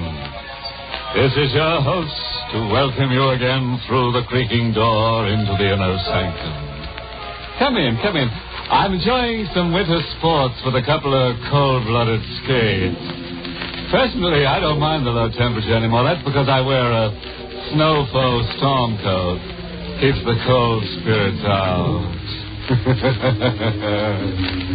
Yes, now I'm just a werewolf in a sheepskin-lined shroud. Oh, him? Now, that's our photographer, Artie. Yes, he just passed out while taking a picture from overexposure.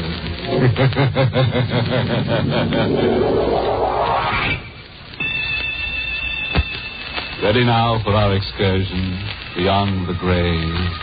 Let me warn you, we're a bit crowded. You may not be able to get a round-trip ticket. We can accommodate you on the way out, but coming back, you'll have to double up with a call. The fog rolls in from the sea and begins to blanket the long, narrow island, which is joined to the Florida mainland by a bridge. In the lone house on the island, two men stand at the window, watching the mist develop into a thick gauze, obscuring the lights on the mainland. Listen, the fog is getting worse. Look out there. It's covering everything like a disgusting, evil monster. It'll lift by morning. Morning. I may not be here by morning. What the devil do you mean by that? I mean, I may not be alive. What are you Unless you help me. I asked you out here tonight because I was afraid to be alone. But you said before that your sister-in-law, Carol, and her husband, what's his name, Everett, would be here. Yes, Vincent, but you're my friend. You're my closest friend. For the past week, I had a feeling that death was coming here to the island. And then when the fog began to roll in from the sea, I knew it would be tonight. Arthur, you're not making sense. You've got nothing to worry about. Except for being a little nervous, you're perfectly healthy. You don't understand, Vincent. Valerie's come back. Valerie? Yes, she's here on the island. For heaven's sake, Arthur, get hold of yourself. She's here, out there, someplace in that fog. That's impossible, and you know it. It's been 6 months since your wife Valerie drowned. They never found her body. It was never washed up on shore. A drowned body isn't always found. She never went out on that boat. Of course she did. It was all settled at the coroner's inquest. No, there were some things that were never settled. What do you mean by that? You know Valerie. You know how strange and moody she was. Well, a great many people are moody. No. Not like Valerie was. She would prowl this island at night with that cat of hers always following. Everywhere she went, that cat would be with her. And on foggy nights, they'd be gone for hours. Well, that still doesn't prove that Valerie wasn't on that boat. Of course it does. Don't you understand? Cats hate water. I begged her many times to go out fishing with me. She'd never step foot in a boat. Look, this is all just your imagination working overtime. Oh, innocent. She's come back to kill me. She hated me. From the day we were married, she hated me. On her wedding night, she flew into a rage. She scratched me. Her hand was like a claw, like a cat's claw. And now she's come back to kill me. You better stop talking. The cat disappeared the night Valerie did. Well, of course it did. It drowned with her. No. The cat's come back to the island. I heard it at night. What you heard was probably a stray cat that wandered onto the island across the bridge. Now, I'll get it for her. Hello. Arthur Cameron. Yes, who's this? Listen. You have 6 hours to live, Arthur. Just 6 more hours. It was Valerie. She spoke to me. What are you talking about? And the cat was with her. She said I had 6 hours to live. 6 hours? Here, let me have that phone. It's no use. She's hung up. Well, maybe we can trace the call. Hello? Hello, operator. Operator. You're going to kill me. You've got to help. Now, just take it easy, Arthur. I'll get the policeman. Hello, operator. Operator. What's wrong? Why doesn't she answer? I think I know why. I'm afraid the wires have been cut. Come on. I'm driving you to the mainland.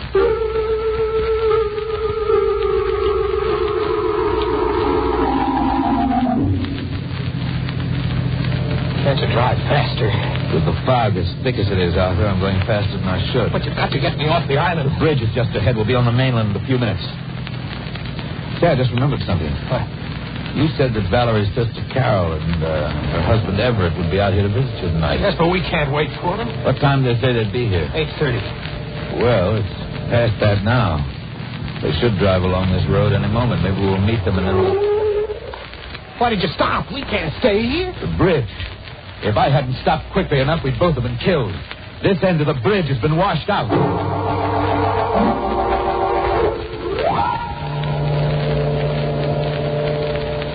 Vincent, please, let's go back into the house. She's somewhere near us in the fog here. I can feel her. I'm not going in until I find out where that phone wire was cut. I'm going to splice it together again. It's our only chance of reaching the police. It's 9 o'clock. An hour has gone by already. And if I'm not out of here by 2 o'clock... What is it? Look, you can see it through the fog. There's a strange yellow light down the road. Why, it's the headlight of a car coming this way. A car? Yeah, quick. Behind the house here and stay out of sight. It's turning into the driveway. How could a car have come onto the island with that bridge washed out? Be quiet. Somebody's getting out. They're coming this way. What? It's Carol and Everett. Carol! Everett! Arthur! What in the deuce are you doing out here in back of the house? You scared me. Everett, I'm so glad you're here. What's the matter, Arthur? You acted I'll tell you in a minute, but how did you get here? Say, what's gotten into you? How did you get on the island? We drove over the bridge and up to Shore Road. How else can you get here? But how could you drive over the bridge? It's been washed out. Washed out? I saw it with my own eyes, and Vincent saw it too, didn't you, Vincent? I certainly did. Oh, Vincent, I didn't know you were here. Yes, Everett, and I'm glad I am. Well, you two must be mistaken. Carol and I drove over that bridge less than 3 minutes ago. 3 minutes, huh? Why do you say it that way? Are you sure you haven't been on the island longer than that? What does he mean? Hanged if I know. Some very strange things have been happening. Arthur's life has been threatened. What? It's true, by your sister Valerie. Don't you two know that April Fool's Day is months away? Joke all you want, Everett, but it's true. Even the telephone wire has been cut. This is the telephone. Yeah. So the telephone wire's been cut, huh? You better answer it, Arthur. I'm almost afraid. Come on, I'll go in with you. Hurry up. All right. Hello? Hello, Arthur. Valerie? We're here, Arthur. Listen. It's 9 o'clock, Arthur. You have 5 more hours to live.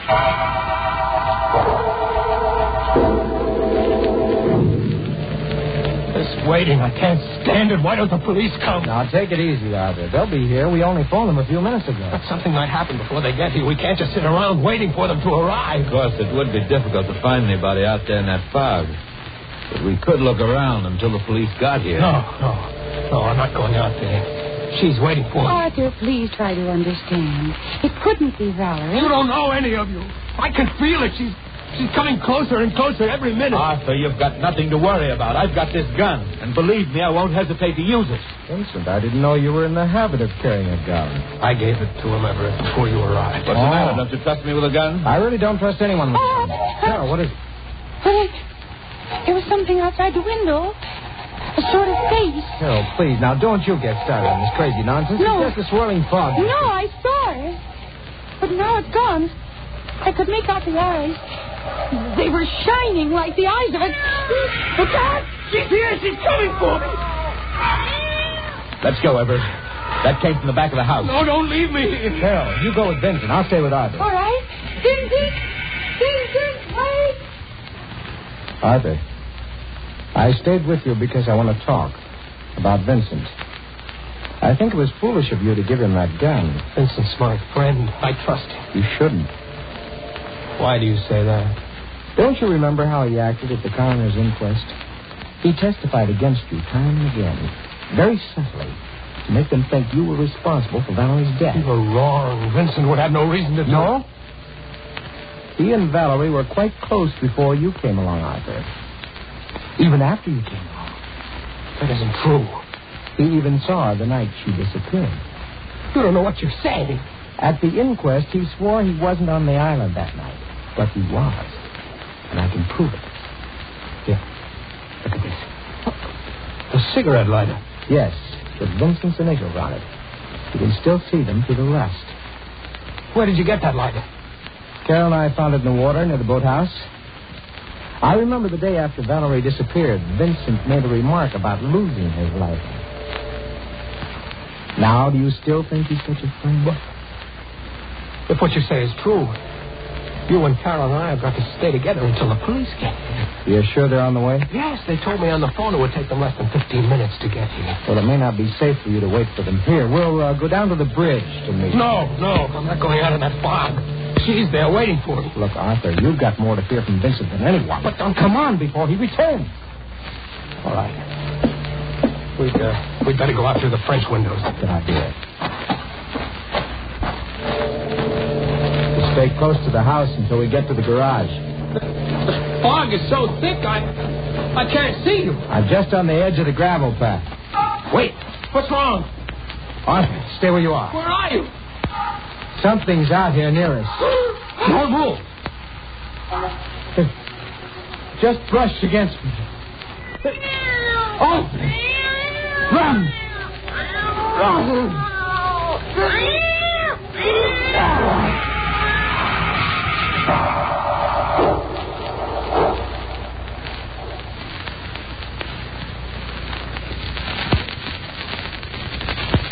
Here, kitty, kitty, kitty. Don't go away, kitty. We need you for a couple of more murders. Everett's dead, you know. That's what he gets for letting a black cat cross his throat. Say, how do you like that Valerie? She's some wife, huh? Nagging her husband right to the grave. The same one she's in. Well, Valerie's sore about that last phone call she made. The operator said to her, 5 cents for the next 5 murders, please. Now let's get back to our frightened friends on that Florida island. She meant to kill me, Carol. She mistook Everett for me. Arthur, please. How is he, Vincent? He's dead. Oh, no. Everett. It's as if his throat was torn open by a wild animal. I told you she was more animal than human. She and that cat, they were in here. Carol, you'd better not touch the body. Oh, leave me alone. You've done enough already. What's that supposed to mean? You know exactly what it means, Vincent. And when the police come, I'm going to tell them how you ran away from me out there in the fog. I didn't run away from you. I thought you were behind me when I came back to the house. You're lying. Just a moment, Carol. What is it? The cigarette lighter that Everett had in his hand, it's missing. What cigarette lighter? You know the one I mean. The one that was found in the water near the boathouse. I haven't the faintest idea of what you're talking about. I have. Arthur, you'd better search him. Now, look here. If you're as innocent as you claim to be, Vincent, you shouldn't mind. All right, then go ahead and search. I will after I make this call.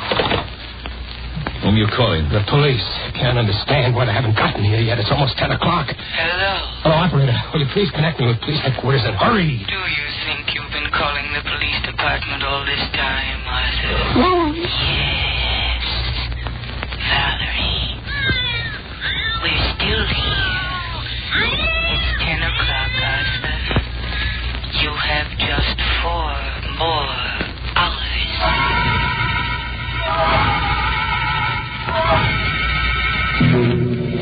Arthur? Where's Vincent? I just left him. Carol, did you know about him and Valerie? Well, yes, Arthur. Why didn't you tell me? Well, I wanted to. But after all, she was my sister. We'll have to get away from him. Yes. Well, suppose we tell him that we're going for the police. He can't have any objection to that. But suppose he wants to come with us in the car. Well, somebody has to stay here with Everett's body. Well, do you think it's safe to leave him here? If he killed Everett, he'll have a chance to destroy any evidence. We can't help that. It's safer to leave him here than to take him with us. He still has that gun of yours. That's right, I have. Vincent. Forgive me for disturbing you, too. I thought you were supposed to be outside. I was outside for a while. But I saw somebody moving around in the other room, so I came back. When I got to the other room, I found Everett's body missing. What? Gone? Everett's body is gone? Vincent, you were in that room before alone. So was Carol after I left. Weren't you, Carol? Oh, I can't remember. I may have been. You were there alone, Carol. I remember. Arthur, you walked with me to the front door. When I left the house, the body was still there. After that, I don't know what happened. But perhaps Carol does. What are you driving at? What do you think I'm driving You at? mean that I did something with Everett's body? Draw your own conclusions. I've drawn mine. How dare you imply such things? I won't listen to another word of such talk. Not another word. Well, Arthur, what do you think? I don't know what to... I'm going out of my mind. I don't know where to turn, who to trust. You can trust me. I wish I was sure that I could. Oh, of course you can. Now, come here, Arthur. Don't you see? The one who hopes to kill you is trying to break you down first. Now, for your own sake, you mustn't give in. I don't know who's behind all this, but I do know this. It's all part of a plan to destroy you little by little. Don't you see that now? Nothing makes sense. Now, you listen to me, Arthur, and listen to me well, because there isn't a great deal of time left. We've got to get away from Carol while there's still time, while she's not here. Why? Can't you see she's trying to kill you? No. Yes, don't be a fool. Carol is the one who lied to you. She and Everett both. They intended to murder you, but in the darkness and the fog, Carol made a fatal mistake. She thought it was you she was killing, not Everett. No, that was Valerie in the room. A human animal was there. You saw the claw marks on Everett's throat. That could be accomplished with an iron claw. Valerie is dead. What makes you so sure of that? I know she's dead. They never drove across that bridge at 9 tonight. They've been here on the island all evening. How do you know that? I know that because we saw that bridge with our own eyes. And I saw it again just 10 minutes ago. It's still down. You're just saying that. Come on with me, Arthur, and you'll see for yourself. No, you're trying to get me out of the house, out into that fog with Valerie. Will you stop being an idiot? Here. Take this gun. That'll make you feel any better. Take it and hold it in my back while we're outside. Now, let's get away from Carol while there's still a chance. All right. Give me the gun. Here. Now, keep in front of me all the time. And I'm warning you. If you make one false move, I'll kill you.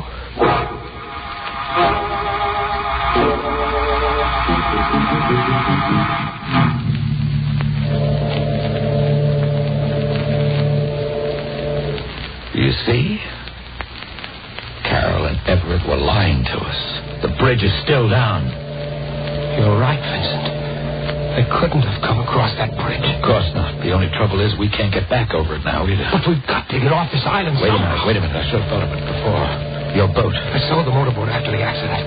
Well, what about a rowboat? Well, there's still one of those down at the boathouse at the other end of the island. Good. Then we can row over to the mainland. Yes, of course. Come on. Wait a minute. Where are you going? Back to the house for the car. Don't be ridiculous. We can't go back there now. We gotta walk.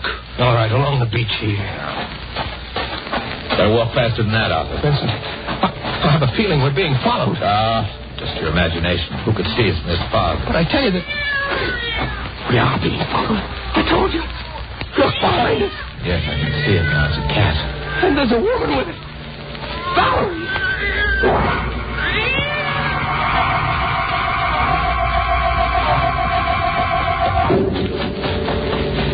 We've lost them, Arthur.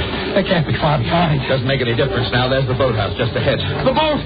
It's not at the land. Well, it must be. You can't see it because of the fog. I can see it isn't there. All right, then we'll hide in the boathouse till morning. You can't hide from the dead. Oh, will you please stop that nonsense? We're dealing with somebody very much alive. You've still got that gun. You can't harm the dead with a gun.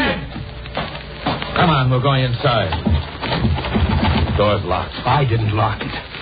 This boathouse has never been locked before. All right, wait here. I'll break through the window and come around through the inside. There, just wait for me. I'll unlock the door. They're coming, Vincent. Hurry. Now, come on inside, Arthur. Better lock the door. Yes. Arthur, we're in luck. There's a phone here. Oh, that's right. I forgot. Maybe it hasn't been disconnected like the other one. I'll try it. Hello, operator. Hello, Arthur.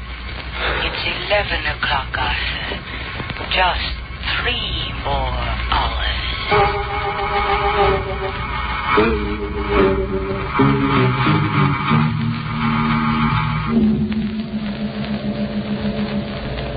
Quarter to 2, Arthur.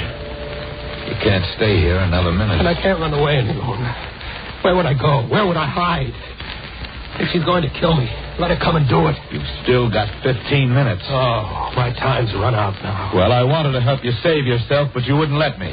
I'm not going to stay here another second. Vincent! This is your last chance. Do you want to make a run for it with me? I told you it was no use. All right, then there's nothing more I can do.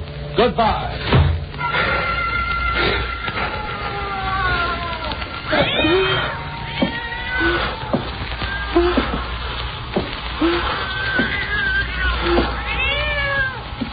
Valerie! Yes, Arthur. I've come for you. Valerie, please. You know why I've come, don't you? Please, don't come any closer. You hated me so much. couldn't even wait until death came to me naturally. You knew how much I hated water, how much I was afraid of it. Stand where you are. Don't come another step. You despised me because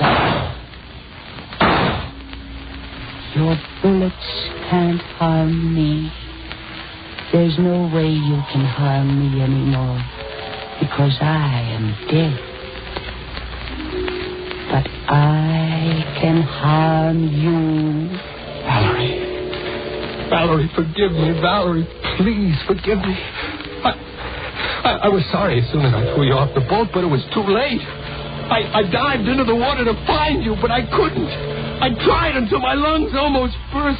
Please forgive me. Why didn't you tell the police? I wanted to live. Well, now it doesn't make any difference. You're wrong about that, Arthur. It makes a big difference to us. What are you doing back here? I was listening outside to your confession. Confession? Thank you, Miss Mason. That'll be all. Yes, sir. Miss Mason? The fog outside and this dim light in here helped her disguise. And it wasn't Valerie. How could it be? Valerie's dead, isn't she? And the dead can't really return. But Everett, who killed him? Everett? Everett's alive. Very much alive, Arthur. What? It wasn't hard for me to pretend being dead with Vincent and Carol keeping you away from my body. And you, all of you worked in on this together. Yes. The police couldn't help us because Valerie's body was never found. But we knew you had killed her. We just had to wait for the chance to prove it. And now you have my confession. Come on, Arthur. Wait a minute, Everett. Hello? Hello, Bennett. It's all over. Yeah. You can hook up the wires again. And Bennett, you'd better get to work on that bridge right away. We're making a trip to the mainland.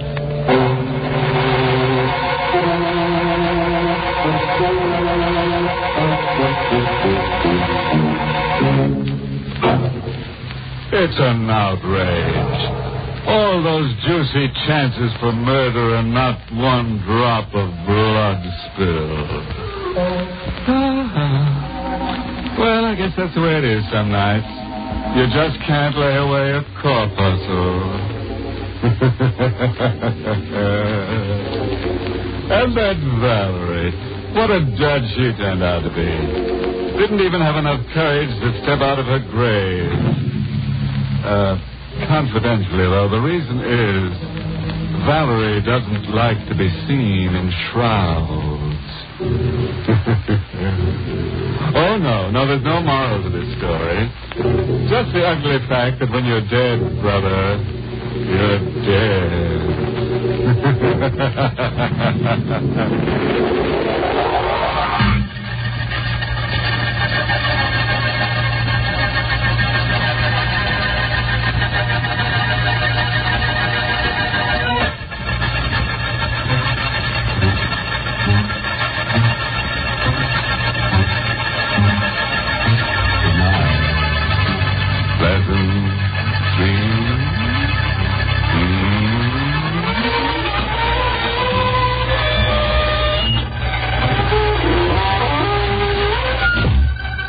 Sanctum was heard in the United States over CBS, the Columbia Broadcasting System, and has been rebroadcast for servicemen and women overseas. This is the United States Armed Forces Radio Service, the voice of information and education.